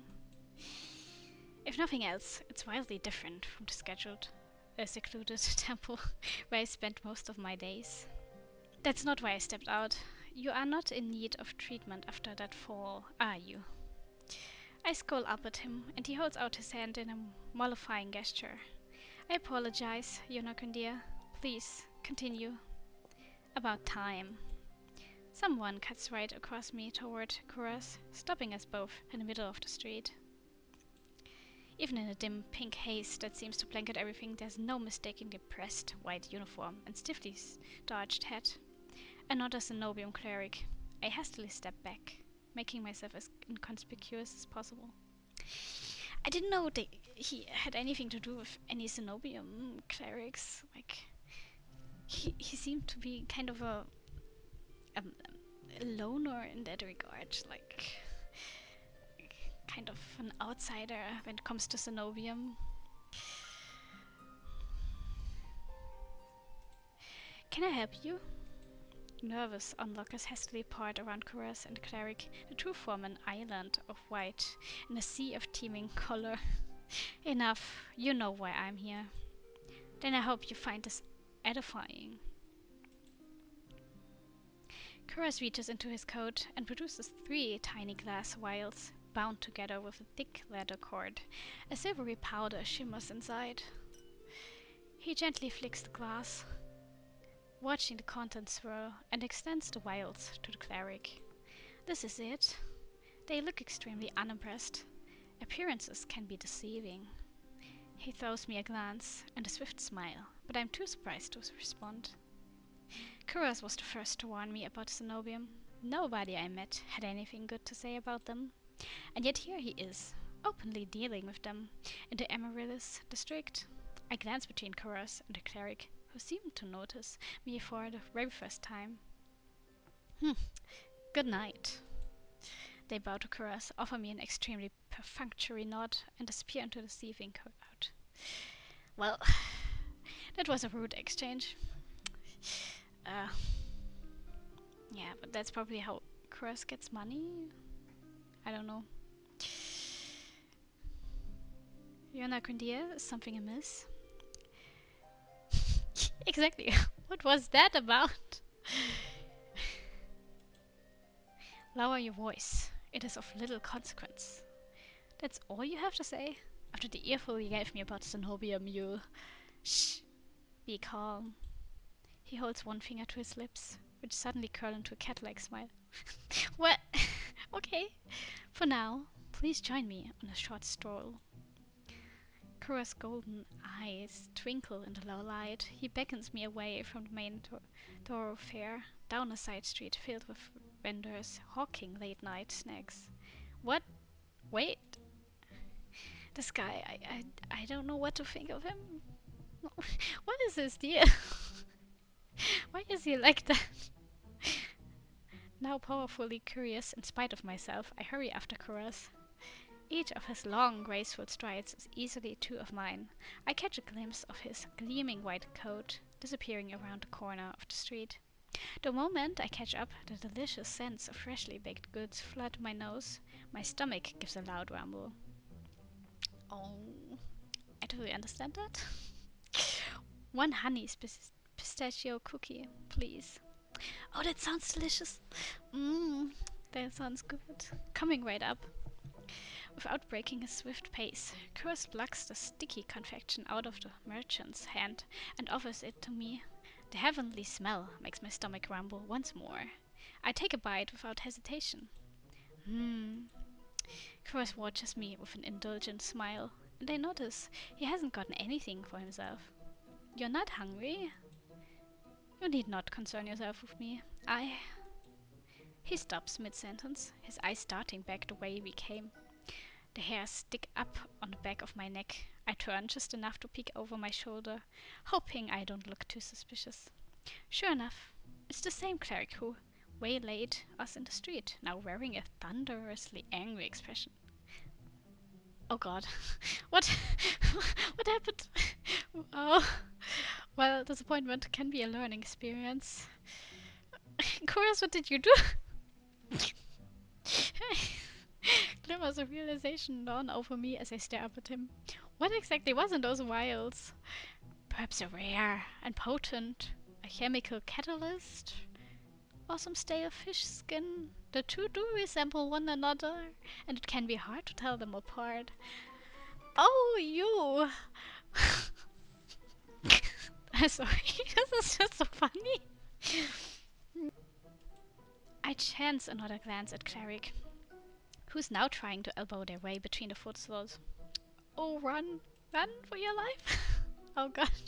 A few people make way, but most don't even notice their efforts. The street is far too crowded with hungry patrons. Shall we?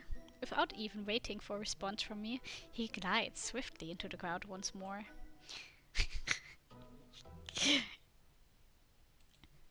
You're messing with a Cenobium cleric? Such impolite behavior. I am astounded you would even suggest it. Yeah. Whatever you say. Kuraz. You must still look incredulous, because his smile softens a little. He lifts his hand, as if to pat my shoulder, then stops himself. As I said, you have nothing to fear.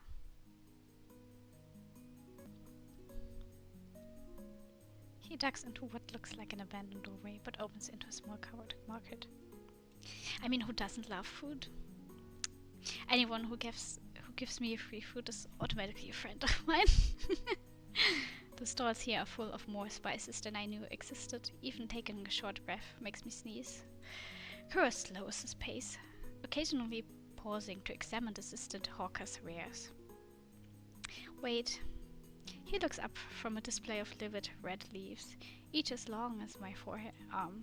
You said I have nothing to fear, but everyone in Iridia seems wary of the Cenobium. People fear the obvious trappings of power, wealth, force, or a hideously ostentatious tower. For my part, I find such trappings merely disappointing. The Cenobium once had great potential. They squandered it decades ago. In the pursuit of trinkets, pleasure, and petty tyranny, their narrow, prosaic interests have rendered them blind to all else that moves. I think that's the most I've ever heard Kuras say on any topic. You sound like you know them well. Kuras lets out a long, low sigh. You miss little Yuna, Grenadier. Familiarity breeds contempt, and I am more familiar with the Cenobium's crude methods than I would like.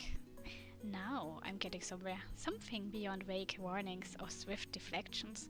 I decide to press the point while I have the chance. Familiar how Kuras stops right in front of a display of pickled fruits, and I nearly run into his bag. He steps aside at the last moment. His arm rests gently but firmly on my waist. I tense. but he's careful to avoid my bandaged hands. Our pursuer refuses to take no for an answer. Them again. I thought we'd lost them in the crowd. I crane my neck to look for the cleric, but Curse shakes his head. This way. The next street over seems to be home to the high-end brothels. It's full of steep stairways and shadowy passages. Perfect for discreet trysts or losing a persistent tail. Pink curtains and painted facades sprawl around me like a giant, colorful warren. It only takes a few more twists and turns down blind alleyways and narrow walkways before I'm completely turned around. Kuras, however, seems to be following some map in his own mind. He takes each turn with swift confidence, guiding me with the occasional nudge. The gaps between teetering buildings can hardly be called alleys. So narrow we have to pass through single file. Just a little further. The effortless grace which he moves is almost infuriating. It takes every ounce of concentration I have just to avoid tripping over loose tiles, discarded clothes, or unidentifiable rubbish. Meanwhile, his long legs almost seem to float over every obstacle. His clothes are still completely pristine, despite the soot-stained walls on either side. How the hell does he do it? I don't know. I would also like to know. Kinda like a cat. I'm still trying to puzzle it out when I realize how warm it is, with me practically tripping on his heels. The tiny gap between us seems to radiate heat, like a beating midday sun on the longest day of summer. Let's stay close to him. Yeah, let's do that. I think that's the best thing to do. I definitely don't want to get lost here. I stay as close to Kuras as I can without actually touching him. I promise I will not lose you. Was I that obvious? Our eyes meet, and despite my best efforts, I find it hard to hold his gaze. I mean, he is very, very pretty and graceful. Those golden eyes send hot pins and needles racing along my spine. It's not unpleasant, but I've never felt anything like it before. Thank you for indulging me, Yona Kundia. I believe we have lost our tail. Oh, finally. That was something. It's much quieter on the edges of the Amaryllis district, and the deals in the shadows look shadier. Did you enjoy your impromptu tour? Yes, I did. Relief escapes me in a tired laugh. After the day I've had, playing keep away from a Cenobium cleric seems almost normal. I wasn't in mortal peril, so that's a nice change of pace. He laughs too, a soft and pleasant chuckle, completely at odds with his usual cool demeanor. Are you sure we've lost that cleric? If there's one thing you can count on, it is the elitism of the Cenobium's finest. They will not deign to follow us this far. He sounds confident enough. I was starting to wonder if we'd have to make a full circuit of the city to ditch them. A beam of moonlight cuts through the clouds, casting his face into sharp. However, I should escort you back to your lodgings. It would be unwise to let you go alone. What about you? Are you staying at the Wedwick? Of course not. Then you're going back to your clinic alone.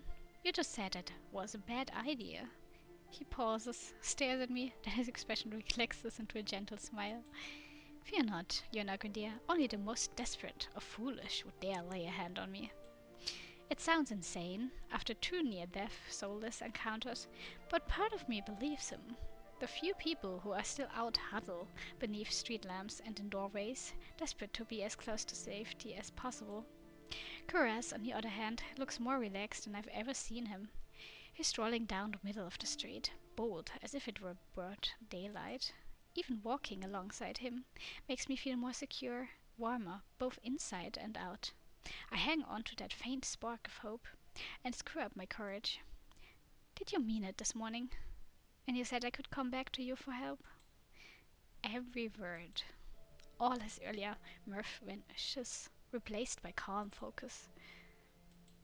I don't know what to say to that. I almost expected his offer to be a courtesy, an easy way to get me out the door. The fact that he meant it. Why do you ask? I believe I have already made my intentions to help you quite clear. His eyes flicker flick briefly to my arm, the one that he miraculously reattached when he found me. I can almost imagine him counting the neat stitches. I just wanted to make certain. I'm still figuring out who's trustworthy and who's trouble. I see. Iridia does tend to attract extreme individuals, including you. Ah, Yonakundia, I decline to incriminate myself in your eyes. I can recognize a smooth deflection when I hear one, though if he won't talk more about himself, maybe he'll tell me about someone else. I decide to ask about Leander first. Why do you send me to Leander for help? Few know Iridia better than Leander. The company he keeps can be questionable, but I had confidence in him.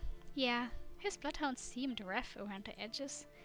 Leander has always preferred the company of those like him, survivors of Loudhound's harsh realities. You must have noticed how they flocked to him. I nod. He seemed to know every single person in Wedwick. And that's a good thing. Leander's closest peers trust him with their lives. I would say that counts for something. I agree. Where? How do you know where? Kuras visibly stiffens, and I remember the venom in Veer's voice when he grabbed me. That doctor. It looks like the feeling is very much mutual. Yeah, somehow they do have beef with each other. Why? I have no idea. Regrettably, Veer is one of my worst patients. How did you cross his path? He stole my room key. You are fortunate that he did nothing else. He is far deadlier than he seems. There's a reason he's not at liberty, a reason for the collar and chain. He seemed pretty dodgy to me already. I hesitate, waiting for Kuras to elaborate, but he seems to find even the thought of Veer distasteful. Fine. Then let's go with him. Have you ever been out to sea ice at the sea spring? Once. Only once? Seems like a spring with miraculous powers would interest the doctor. A long silence follows, so long that I'm not sure Kuras heard me. I'm about to repeat myself when he finally speaks in a near whisper. Ice is the rare newcomer who has proven himself immediately worthy of respect. The sea spring is another matter. Hidden depths often contain unwelcome secrets. You could say that about anything around here. A fair point. Nonetheless, I have seen many purported wonders, and the sea spring is unlike any other. Only time will tell what that means. You and Min sounded like you knew each other well. Kuras heaves a long, suffering sigh. I know them better than most, and less well than I would like. Like you, Min is a recent arrival. Their time here has been particularly difficult. As much as I would like to help. He trails off, but I know exactly what he's talking about. Min didn't seem like the sort of person who would accept help easily. Do they always pick fights that are twice their size? I have implored them not to. They rarely listen. With my curiosity sated for now, I fall silent. I wish Kuras had given me just a little more to go on, but he seems almost as tight-lipped about others as he is about himself. By the time we're back at Wedwick, the Amaryllis district seems even noisier and more voracious than before. Drunken patrons overflow into the streets, which reek of spilled wine. How am I supposed to sleep with all this racket? I suggest the stiffest drink at the bar. Alternatively, a ball of wax. Very funny. Even with how tired I am, I'm not sure I'll get a wink of sleep. I'm about to say goodnight to Kuras when someone staggers out of the Wedwick and right into me. I stumble back, heels teetering on the edge of the filthy gutter. Yona Kundir. The next thing I know, a pair of warm arms catch me around the waist. I find myself staring up at Kuras pressed against his chest. His grasp loosens, but he doesn't quite let me go. Something shifts in his gaze. His eyes fix on my face, and I feel myself growing hot all over at his intense scrutiny. What does he see in me? What's he looking for? Kuras? Ah, my apologies. Even after he moves away, the warmth of his touch lingers through my clothes. I quickly tuck my cloak straight, trying to recollect my scattered thoughts. Good night. Thanks for everything today. You are most welcome. He turns and slips into the crowd, though I can pick out his pristine white coat with ease. A chilly gust holds down the street. When did it get so cold out? So we did then. Okay, let's see. Last one to go. Morbid curiosity draws me after eyes. I slink out the back of the wet wig.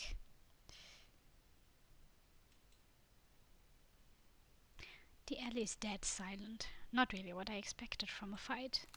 A dull crunch reaches my ears, then a thud. I peer around the corner of the building, careful to keep hidden. I think I know what just happened. I think that redneck that picked a fight is now dead. Yeah, figured. Dark, glistening red spatters. The ground, spidering through the seams of cobblestone, it guides my eye to a collapsed body across from me. Once so violent, the roughneck is now little more than a sack of crumpled flesh, blotted with mud. Hayes exhales, his breath misting against the cold air. Blood flecks his knuckles as he looms over the motionless body, his feet on either side of it. Fear spreads like ice in my bones. Moments ago, he was joking and friendly with the others, but now, A's crimson eyes find me in the dark. Not running, Sparrow. No, I don't think that would be a wise idea. I wearily rise to my feet, moonlight illuminating my face. I thought I was out of sight. Got eyes at the back of my head. Ace steps off the roughneck. My eyes stay locked on a body. It's wet with layers of blood and grime, completely still. He's alive. Are you sure? Calling me a killer or a liar? Oh, so he's not dead. He is not dead. I thought with all that blood. Well, okay.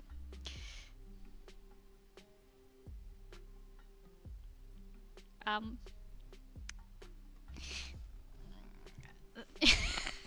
have no idea what I should choose. Liar, killer. Does it matter?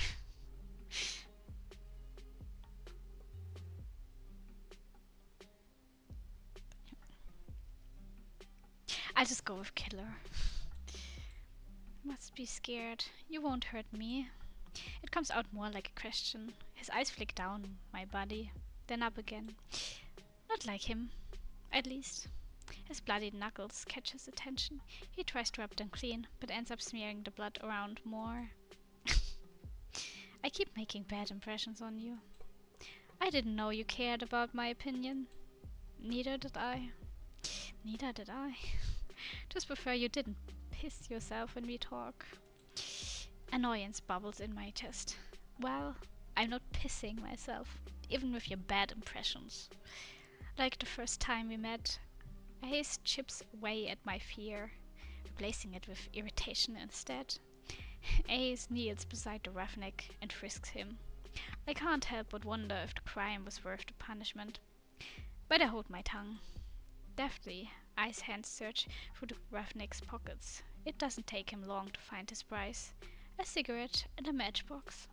He strikes a match. Sparks light up his angular features with a golden glow. It's distracting for a moment, but my gaze inevitably drops back to the muddy body. You're just gonna leave him there? Ace draws deep from the cigarette. He exhales heavily, smoke curling past his lips.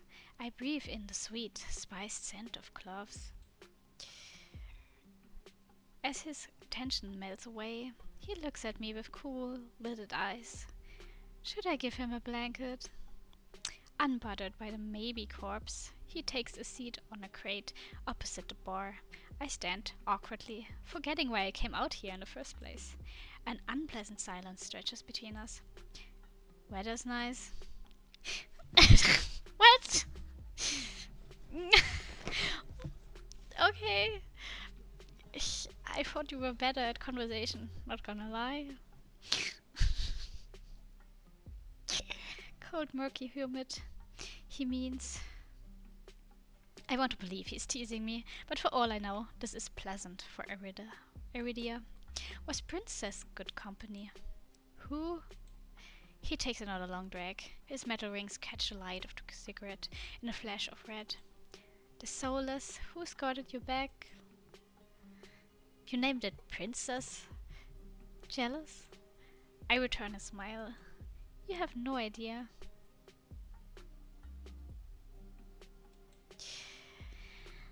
I think your nickname's more fitting. Sparrow. Not sure where Eyes got it from. Maybe I should tell him to call me by my name. But it's kind of nice. Not that I'd ever tell him that. Before I can dissect my feelings, I quickly change the subject back to the soulless.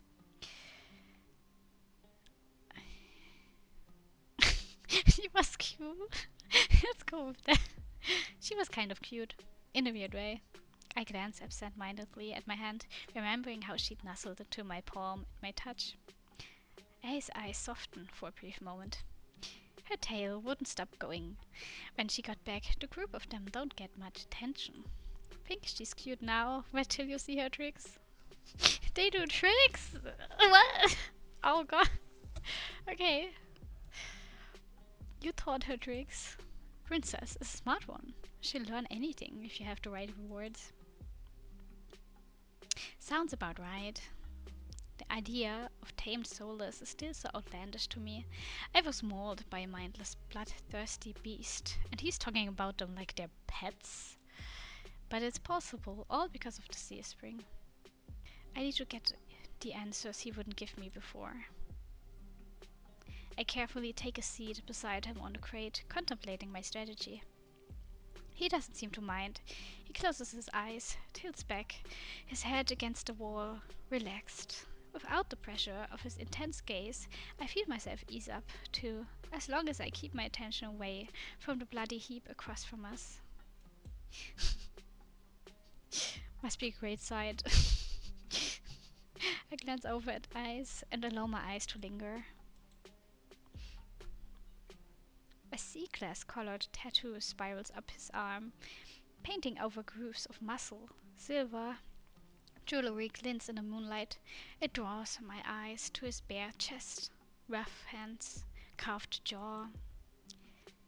Yeah, I know he's handsome.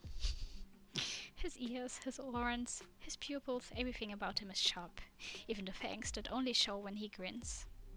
But my attention's drawn back to the tattoo. Something about it feels unnatural, as if the tendrils move when I'm not looking. That would be interesting. What's your verdict? I whip my head in the opposite direction. What verdict? Got a long, good look. Are you impressed? Or do I need work? My face grows hot.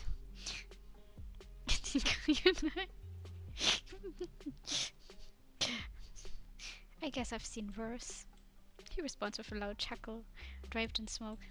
Keep staring, then my embarrassment spikes. Without thinking, I blurt out a change in topic. I have questions about the sea spring.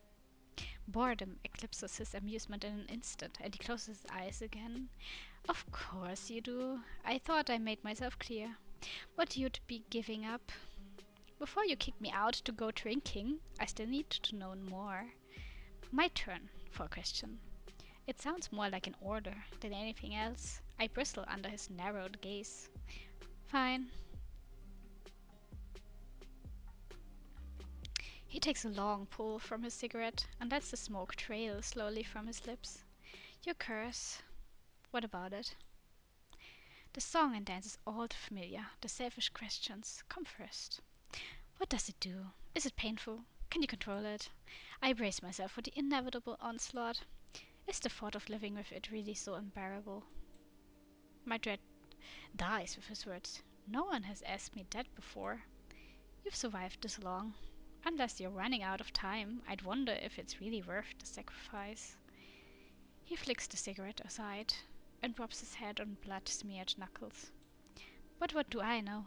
I'm just an outsider. My fingers fuss with the trim of my cloak. Extraordinarily, I'd feel annoyed, but now my chest feels tight.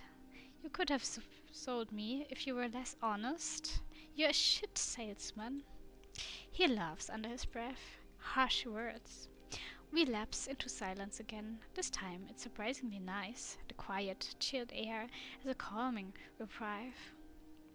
You know, you didn't seem like an outsider back at bar. A lot of people like you.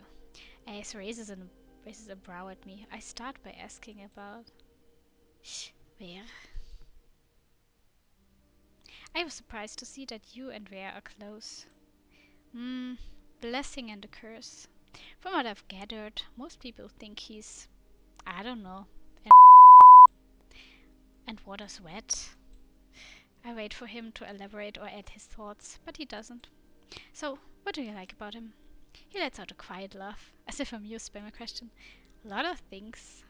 You already named one. You like that he's an temperament matches the drapes. Looks good in blood and better in tears. Favorite thing's the tail. Sometimes it frizzes up if you... What? Okay. He catches himself, clears his throat. It's hard not to let the disappointment show in my expression. Ware's one of the most honest people you'll meet. Just don't listen to a single thing he says. Yeah, I was just about to say, that makes no sense. Those sound like complete opposites to me. Caress. I didn't know that you and Caress were friends. In a way, I help him in the clinic sometimes. A doctor doesn't let most people closer than arm's length. And you do. Hurts on my sleeve. Get the sense Caress was like that in past. Must have been burned. He trails off after the last few words, then shrugs.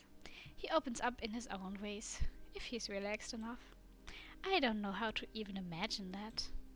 You'd be surprised. Even the doctor has an endearing side. I agree.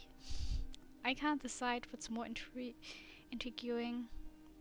The fact that Koras has an endearing side, or the idea that Ice has managed to coax it out of him. Tell me if you uncover any of his other secrets. I'd kill to know more. Maybe Min doesn't necessarily like you, but they definitely pay attention to you. Ice's reaction takes me off guard. He growls, pinches the bridge of his nose, as exasperated as I've ever seen him. I make enemies as easily as I breathe, Sparrow. Doesn't bother me. But the doves got it out for me for no reason. Maybe they are unsettled by the sea spring. It's not about that. Goes without saying that they've got some issues. Don't think they understand that you catch more flies with honey than vinegar. Honey has left a bad taste in my mouth in the past. It could be the same for them. At least you're capable of conversation. Do me a favor and teach the dove some manners. Thought they'd lay off eventually if I didn't bite. Hasn't happened yet. I briefly consider the possibility that Min wants to get bitten. I'm not about to propose that. What? I'm sorry.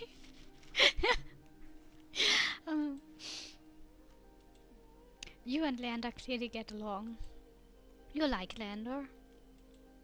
Doesn't everyone? He's helped me a lot since I arrived in Iridia. He even got me a free room at the Wedwick.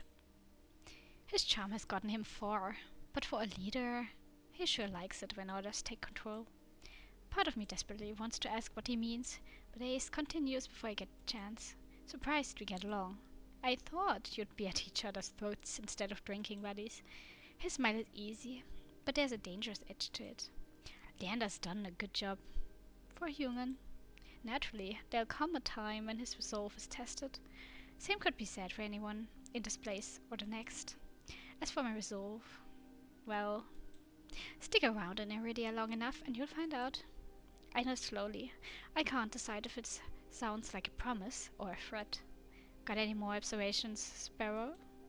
My main point is that, speaking from experience, being an outsider usually means you don't have friends. I don't. I level him with a tired look. Fine, I confess, I have one friend. Don't say yourself. Oculus. Who is that? As soon as he says the name, a thick wave of unease runs through me, the same sensation I felt at the sea spring vent in the outskirts. But as quickly as the sick feeling hits me, it dissipates, leaving me oddly numb against the prickling cold. Who's that? A friend. It lives in my head. Oh, okay.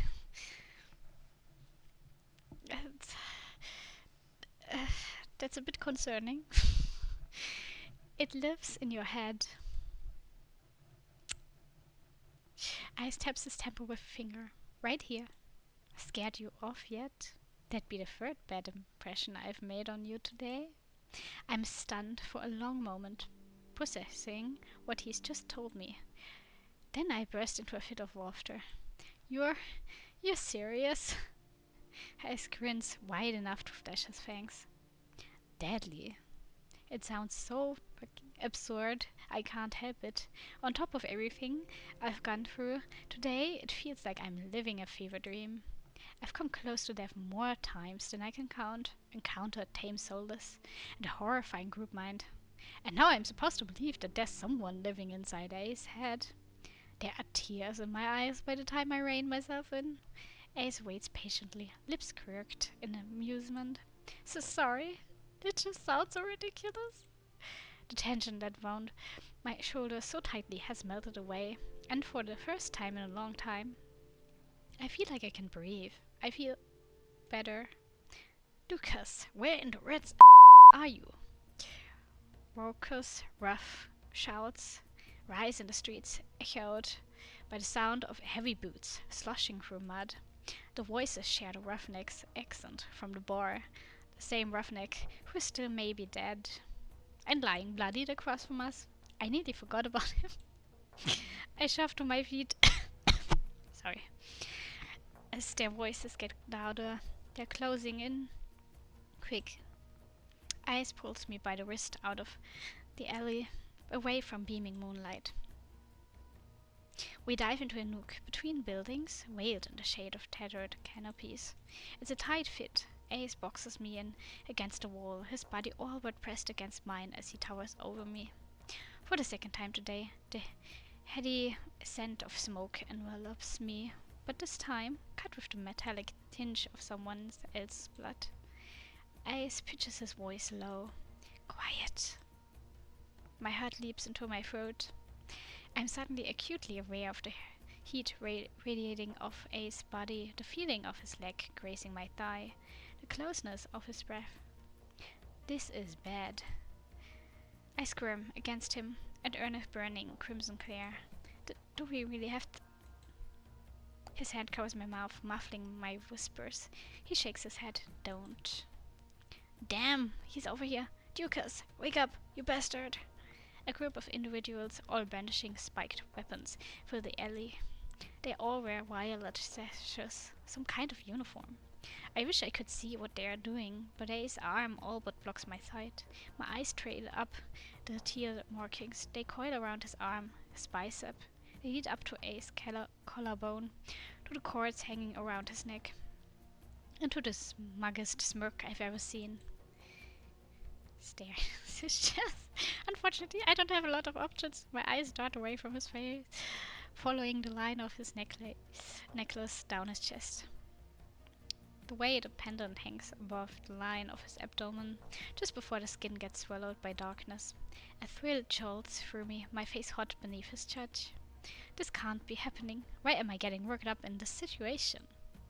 Voices in the alley grab Ace's attention this time. He's got more broken bones than whole ones. What kind of freak did this?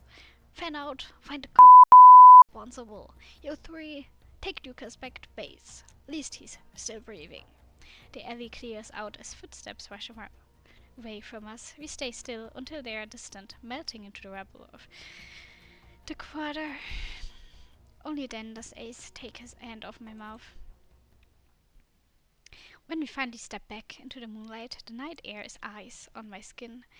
I feel dazed, and I need to keep my eyes off Ace at all cost. Was that really necessary? The tremble to my voice, nothing but embarrassing. Staying hidden was the best option. Would be a hassle to run into them with you there. What? Because I'm deadweight? Because 3 bad impressions are enough for one day? The answer is too vague for my liking, but he's probably right. Either way, I don't have the energy to argue. Come on, Sparrow, let's get you home before you're framed for murder. Way funny.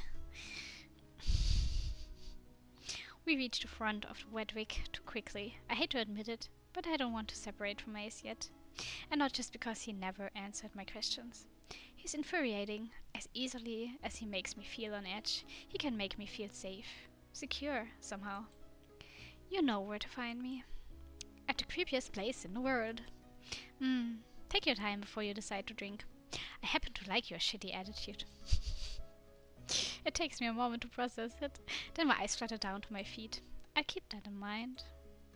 When I glance back up from the ground, Ace is already down the street, disappearing into the throng of people. No fanfare, not even a wave. Okay. Well, that's all for today. No more Touchstarved until the full game gets released. But who knows when that will happen. Yeah, thank you for watching. I hope you enjoyed it, and I wish you a good morning, good night, good day. Yeah, bye bye.